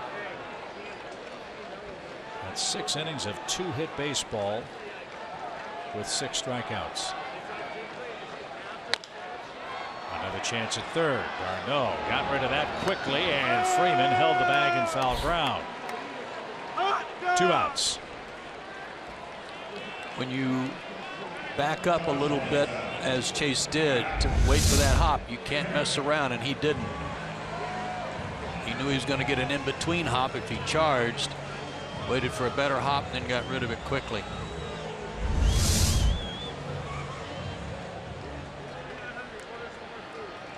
So the bases are clear for Matt Kemp. He has 2 hits and an RBI.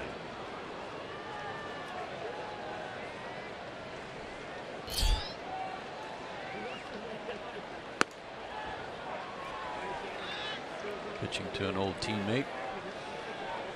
Braves playing Kemp to pull on the infield. Not a big shift, but Kelly Johnson up the middle and d'Arnaud guarding the line at third.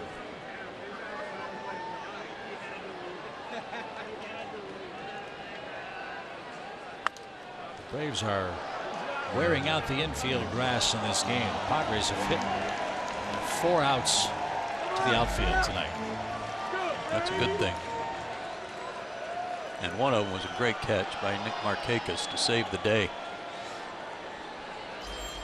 That was off the bat of Melvin Upton with the bases loaded in the San Diego 5th.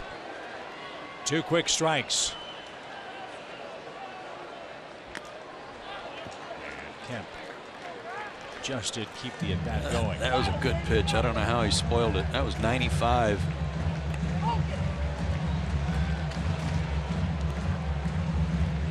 Good life.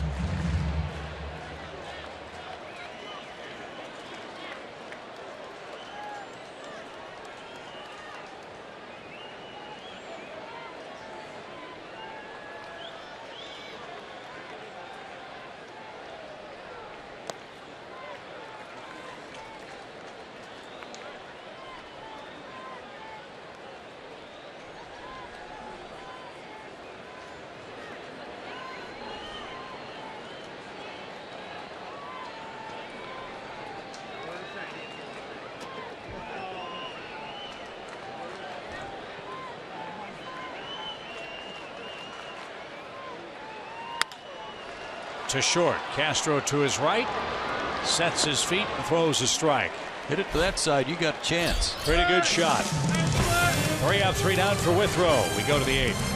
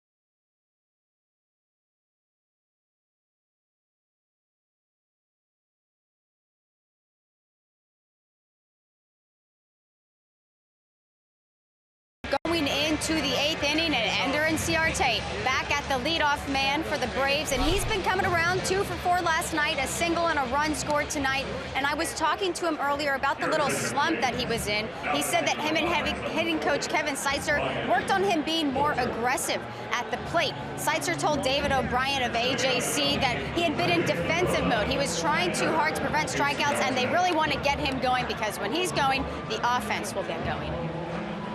I think we'd all agree, Kelsey, that Inciarte is better than a .212 hitter. And Ender's had a good series in San Diego to this point. 3 hits, scored a run tonight, had a single last time up, and let's see if he can spark an 8th inning run to extend the Braves lead. Ryan Buchter, the former Brave, is on to pitch. Saw Ryan pitch here last night. And that's upstairs with a 92-mile-an-hour fastball. Ryan Buchter, who pitched here last night. 1 inning, gave up a hit, struck out 2. Talked about him last night, being a former Braves pitcher. And a real great story. Buchter spent a long time in the minor leagues. Was a 33rd round selection in the draft in 2005. Started pitching professionally in 2006. Didn't make it to the major leagues until 2014 with Atlanta, where he pitched 1 game through 1 inning, 1 walk, 1 strikeout, and he picked up his first and only major league win up until this season against the Nationals. And we're talking along the lines of 340, 350 minor league games as a pitcher. All but 2 of them in relief, without a sniff of Major League Baseball. But good for him. Here he is, opening day roster for the Padres, and having a good season.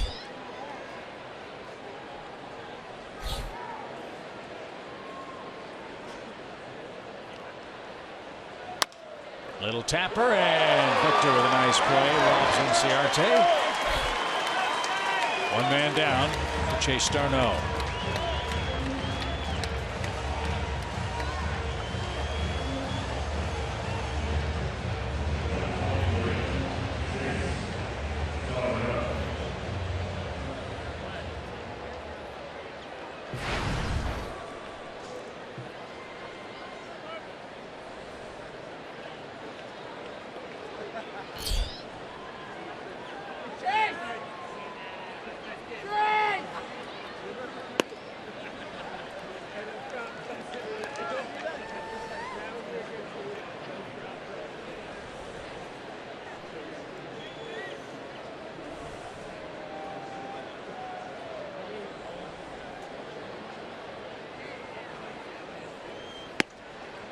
Inside corner.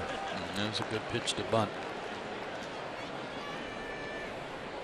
Had Wallace back.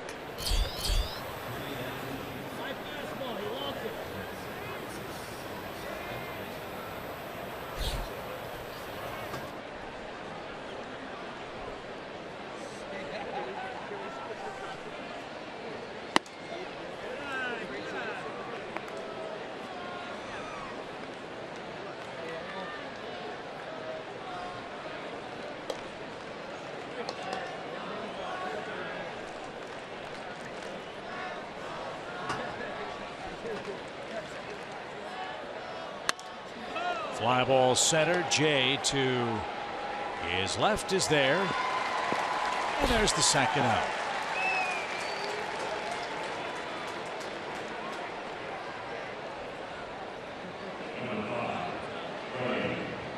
So Darno's 1 for 4. Freddie Freeman is 1 for 2.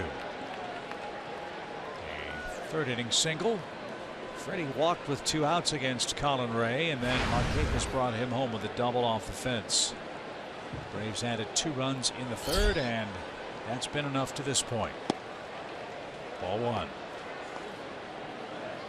Freddie's got to feel a little better tonight about his results too.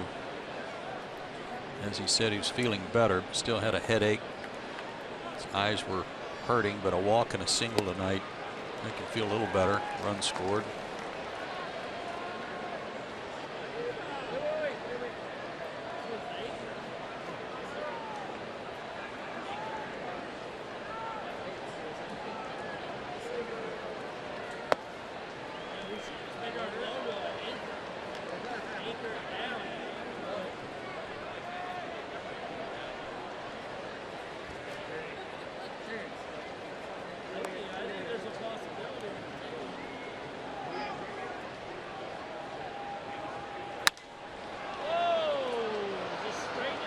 That's it a long way the other way. Foul. And it's 2-2. Tehran and Pomeranz here tomorrow. Then the Braves will head home, have an off day on Thursday, and then the Cubs are in town. That'll be a big weekend at Turner Field. Friday night fireworks. Got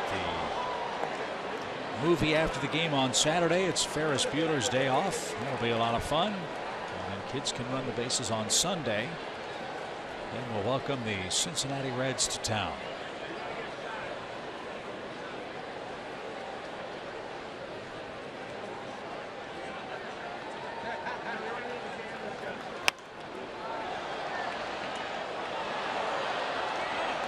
Freddie Freeman's peppering the facade of the stadium, isn't he? Yes, he is. He's wearing these folks out there heads up over here down the third base line.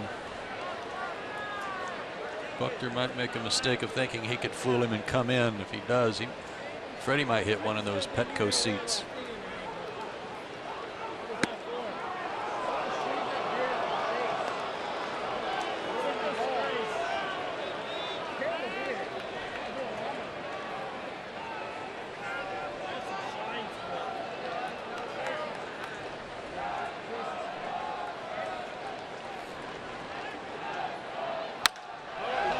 Fly ball. Well hit. Jay back as far as he can go. Leaping try. It is off the wall. Freeman around second, on his way to third, and he'll stand there. I thought Jay caught the ball. Then I thought it was a homer. And as it turned out, it must have hit the fence and come back. Freddie put a charge in it. Buckner didn't want to look. Jay checks the fence and went over his glove and hit the top of the padded fence. The umpires are going to have a look at it at Brian Snitker's request. Make sure it didn't hit that fan's glove. That is unbelievable placement. Jay's trying to figure out how he didn't catch it.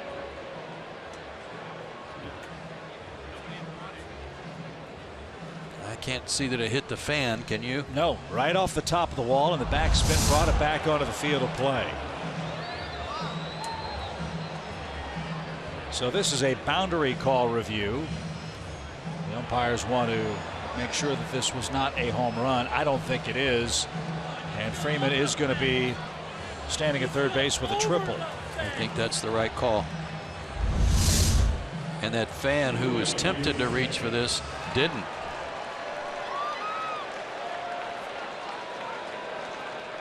Boy, what a good sign for Freddie to hit a ball a long way the other way. You bet.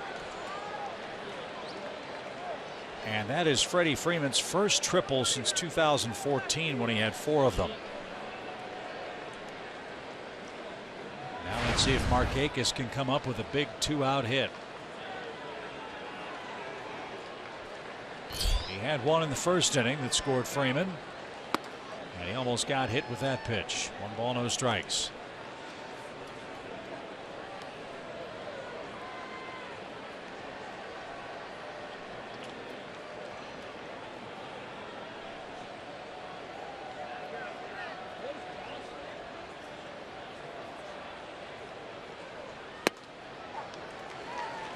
If ever there was a time for Nick Markakis to be greedy, this is it. Already has a 2 RBI night.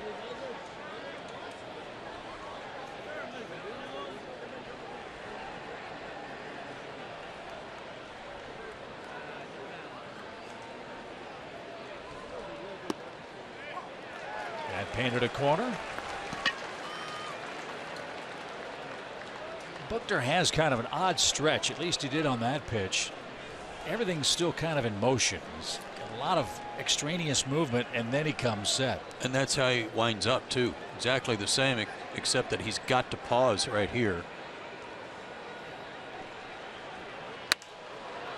Lifted toward left. Upton had Markakis played that way, and he makes a catch at the line. And that retires the side. Buckner pitches around a 2-out triple from Freddie Freeman, and it's still a 1-run game.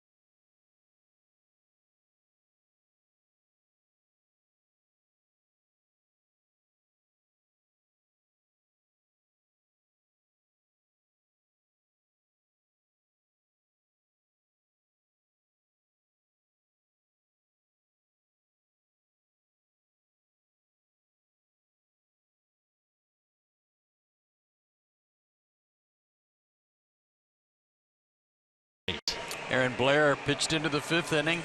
Left the game with some trouble, but Casey Kelly came on and got out of the inning by giving up only 1 run. Nick Markakis, a good night. Matt Kemp, another 2-hit night for the Padres. Freddie Freeman with a couple of hits and a walk tonight, too.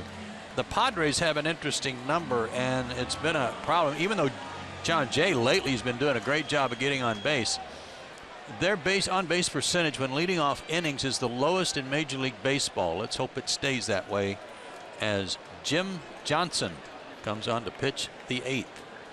Jim gave up a run, 2 hits in an inning yesterday. First pitch, Darno in at the bag. 1 pitch and 1 out.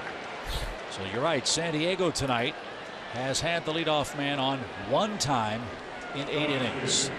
That is a recipe to win the game from the Braves' perspective. Arte's the first out. Here's Melvin Upton.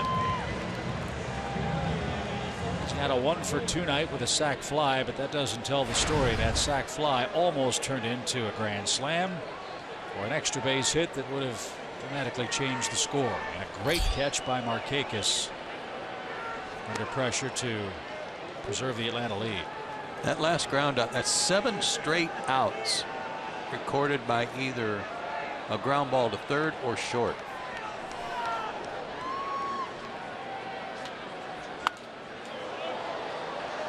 And you're right, Chip. That was a difference maker catch when Nick crashed into the wall to haul that one in. Good defense tonight by the Braves. Another runner thrown out at the plate by Malik Smith.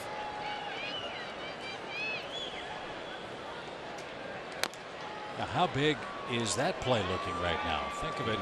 At the time, San Diego got a base hit from Will Myers.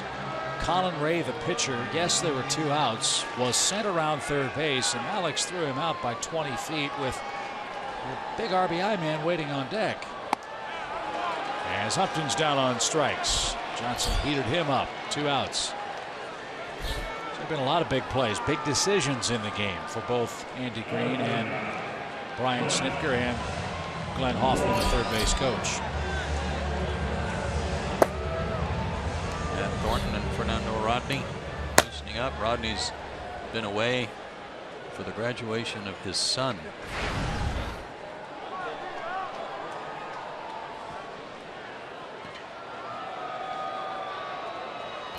Brett Wallace is hitless tonight and takes a ball. The Braves have a shift on for him.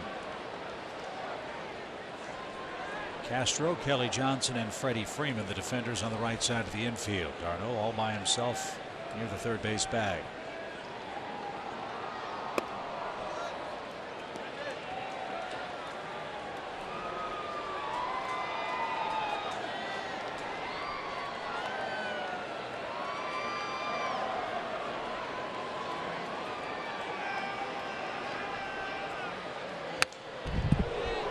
Wallace had a good rip.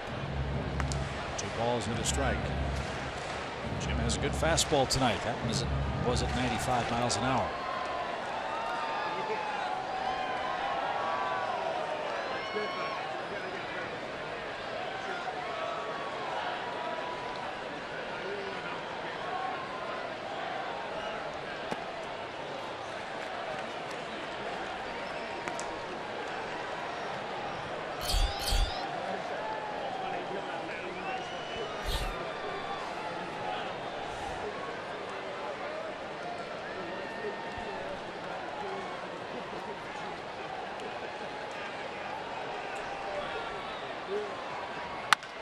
Grounded right side. Kelly's got it. The throw to first. And Jim Johnson up perfect 8th inning. So it's set up for Atlanta. They lead 3-2 as we head to the fateful 9th.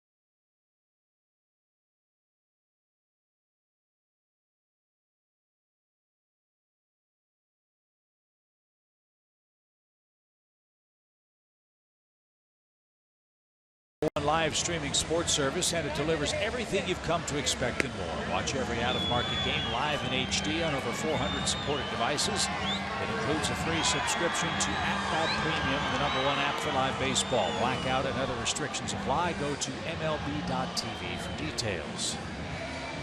Joe and Chip with you from San Diego, where the Braves are an inning away from ending an 11-game losing streak in this ballpark. Braves lead 3-2, and they'll take aim at former National Matt Thornton, who is the third Padres pitcher tonight. He had good numbers for the Nationals last year, but was a free agent and wasn't signed by anyone until the Padres got him March 3rd. He's only been in 4 games because he was on the disabled list for an injury that only a very few men can tolerate, and that's a left Achilles injury. But he's been able to come back. First pitch, ground ball short. Ramirez has it, and that'll retire Kelly Johnson for the first out. Thornton pitched in 60 games for the Nationals last year. 12 big league seasons with Seattle. Longest tenure was with the White Sox. He pitched with the Red Sox, Yankees, and 2 seasons in Washington. A.J. Brzezinski will remember him because when he was with the White Sox, he was about as good a left-handed setup man as there was in baseball.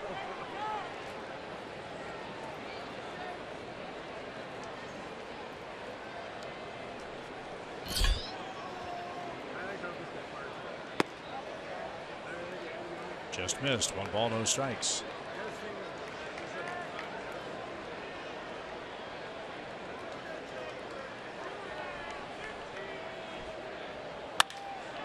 And a hot shot towards Solarte at second, and from the outfield grass he gets AJ. That ball was clocked. 2 outs. AJ's hit the ball hard 3 times tonight.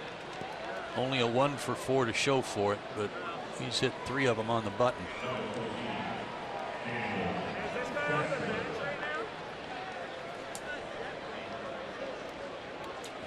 Bottom part of the order due up for the Pods in the bottom of the 9th.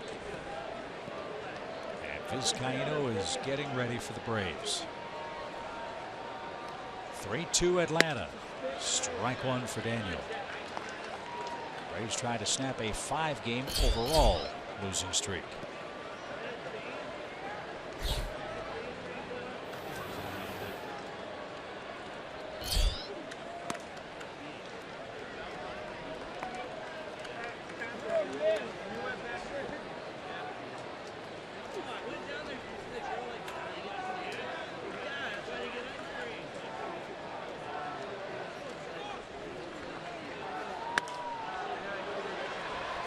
That's headed foul right side.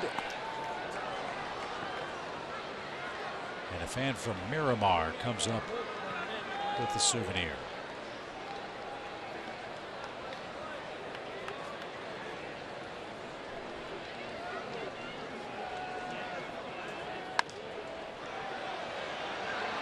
Who wants this one?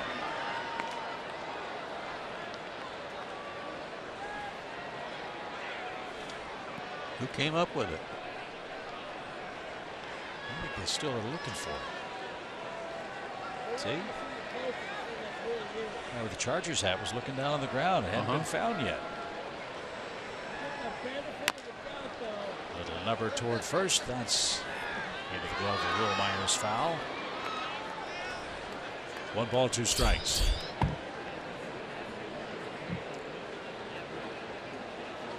If Castro can reach, Francoeur will hit. Got to figure Jeff will be in the lineup tomorrow.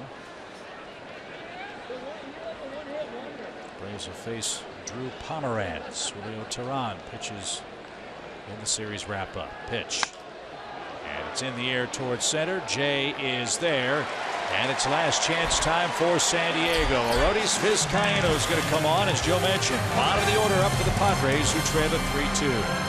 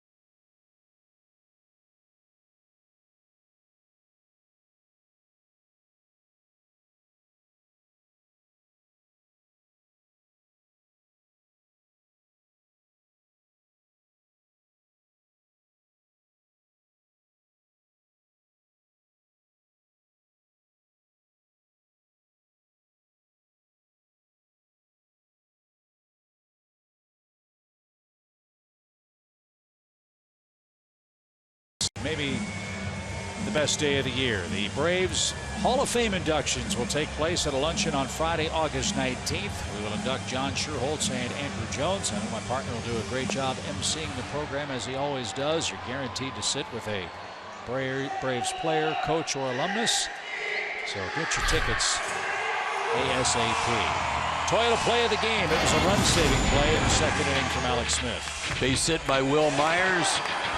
Glenn Hoffman sends the pitcher, trying to score from second. And look at that throw from Alex Smith. That's the 16th outfield assist this year already for Atlanta outfielders, and that leads the National League. Huge play in the game. As we have a one-run affair for Arodys Vizcaíno. He's trying to save his 7th game. This is his 24th outing. He's been outstanding. Check it out. 23 2/3 innings, 34 punch-outs against 7 walks. Looking for number 7 right here. And no wiggle room. Norris, Ramirez, and then we'll see for the Padres. Norris is 0 for 3 with a couple of strikeouts.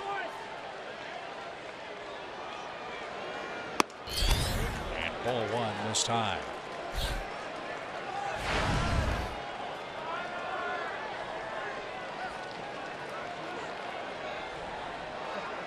Vizcaíno has a strikeout in 20 consecutive appearances.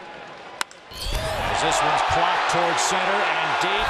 That ball is in the bullpen. A home run.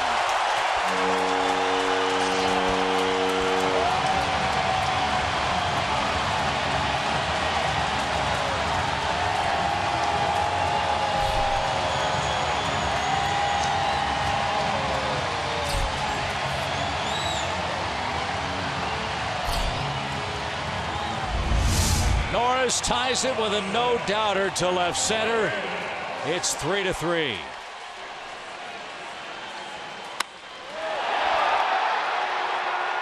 Above the belt, between the belt and the letters. Didn't miss it, did he? Nope. As I said, no wiggle room. Vizcaíno throws his 2nd save of the year. Now with nobody out, you got to get 3 outs and try to force extra innings. Alexi Ramirez, 2 ground outs to short. And a base hit to left. Winning runs aboard for the Padres. Pitcher spot is due, and let's see who Andy Green calls on.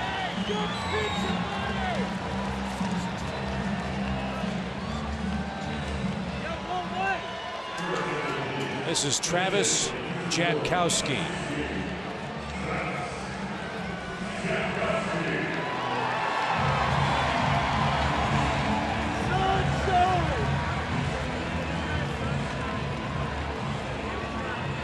Couple of ways the Padres can play it. There's nobody out. They've got the hot-hitting top of the order waiting. Could see a bunt. See if they call for that or let Jankowski swing away. I'm guessing bunt. Guessed right and took a strike. He's 0 for 8 as a pinch hitter. But he also doesn't have a sacrifice bunt.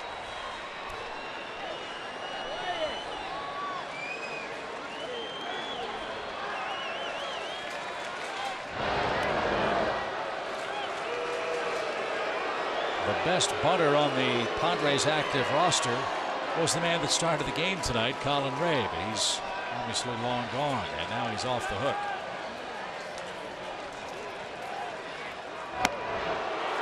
He has 3 sacrifices. The Padres have a total of 16. Ramirez doesn't have the wheels he once had, but he can still move. Braves trying to hold him close.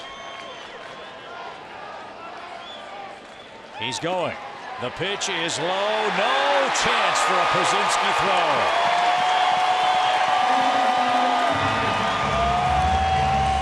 When the hitter squares around the bunt and pulls the bat back, this happens quite often.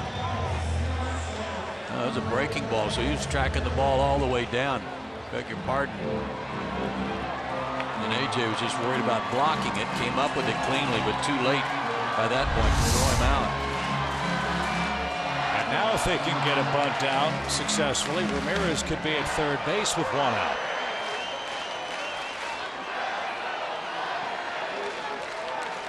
That's a huge play. 1 ball, 1 strike.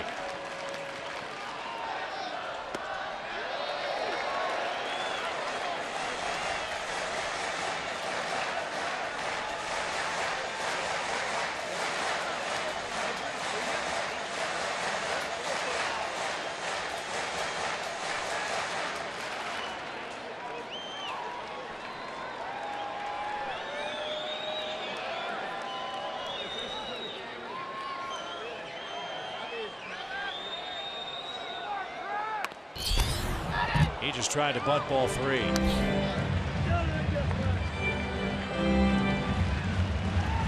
So that helps. Tried to bunt 97.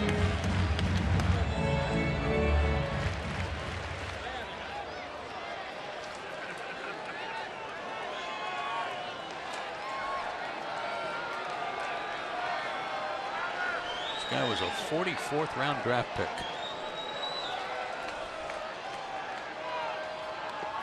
That pops away from AJ. He had no chance. A wild pitch.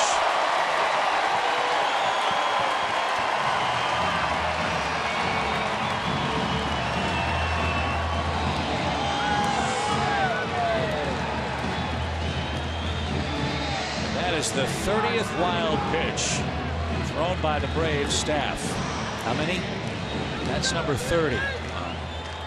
Frank Snitker wanting the outfielders to come in.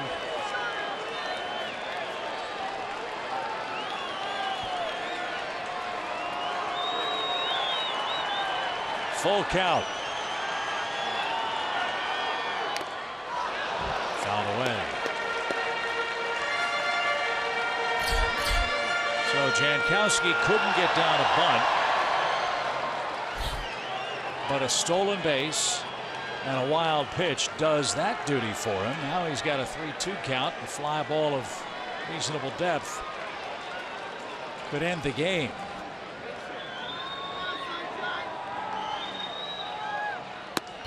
Way outside, and Aroldis is spraying the ball all over the place.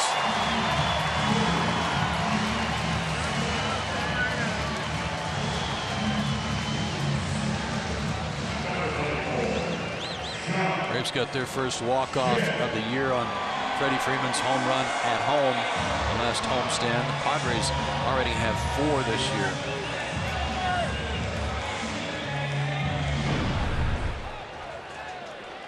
And as you said, the 1, 2, 3 men for the Padres have been blistering hot. John Jay's among them. Infield in. Jankowski's going to take second. That takes away the force. And it's strike 1 to the San Diego center fielder. And as we showed on that graphic earlier, Chip, those guys at the top of the order, they're all driving in runs. Every one of them is producing. He's knocked in 12 in his last 13 games. Myers 10 in his last 12.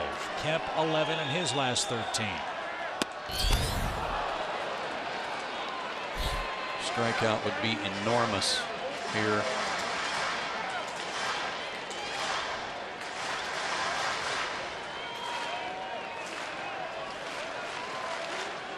A Norris homer, a Ramirez single, and now second and third, nobody out. Line to Castro. And good base running by the Padres to not get doubled up. That ball was smoked. Jay hits an atom ball for the first out.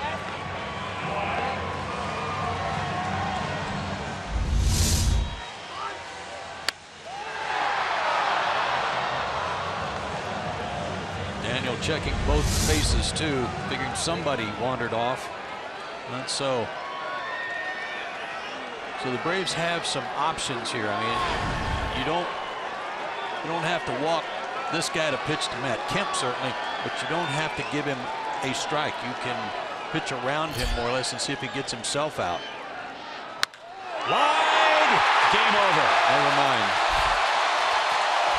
Will Myers Cruz ends it with a walk-off hit. And the Padres get 2 in the 9th inning and stun the Braves, who fall for a 12th consecutive time at Petco Park.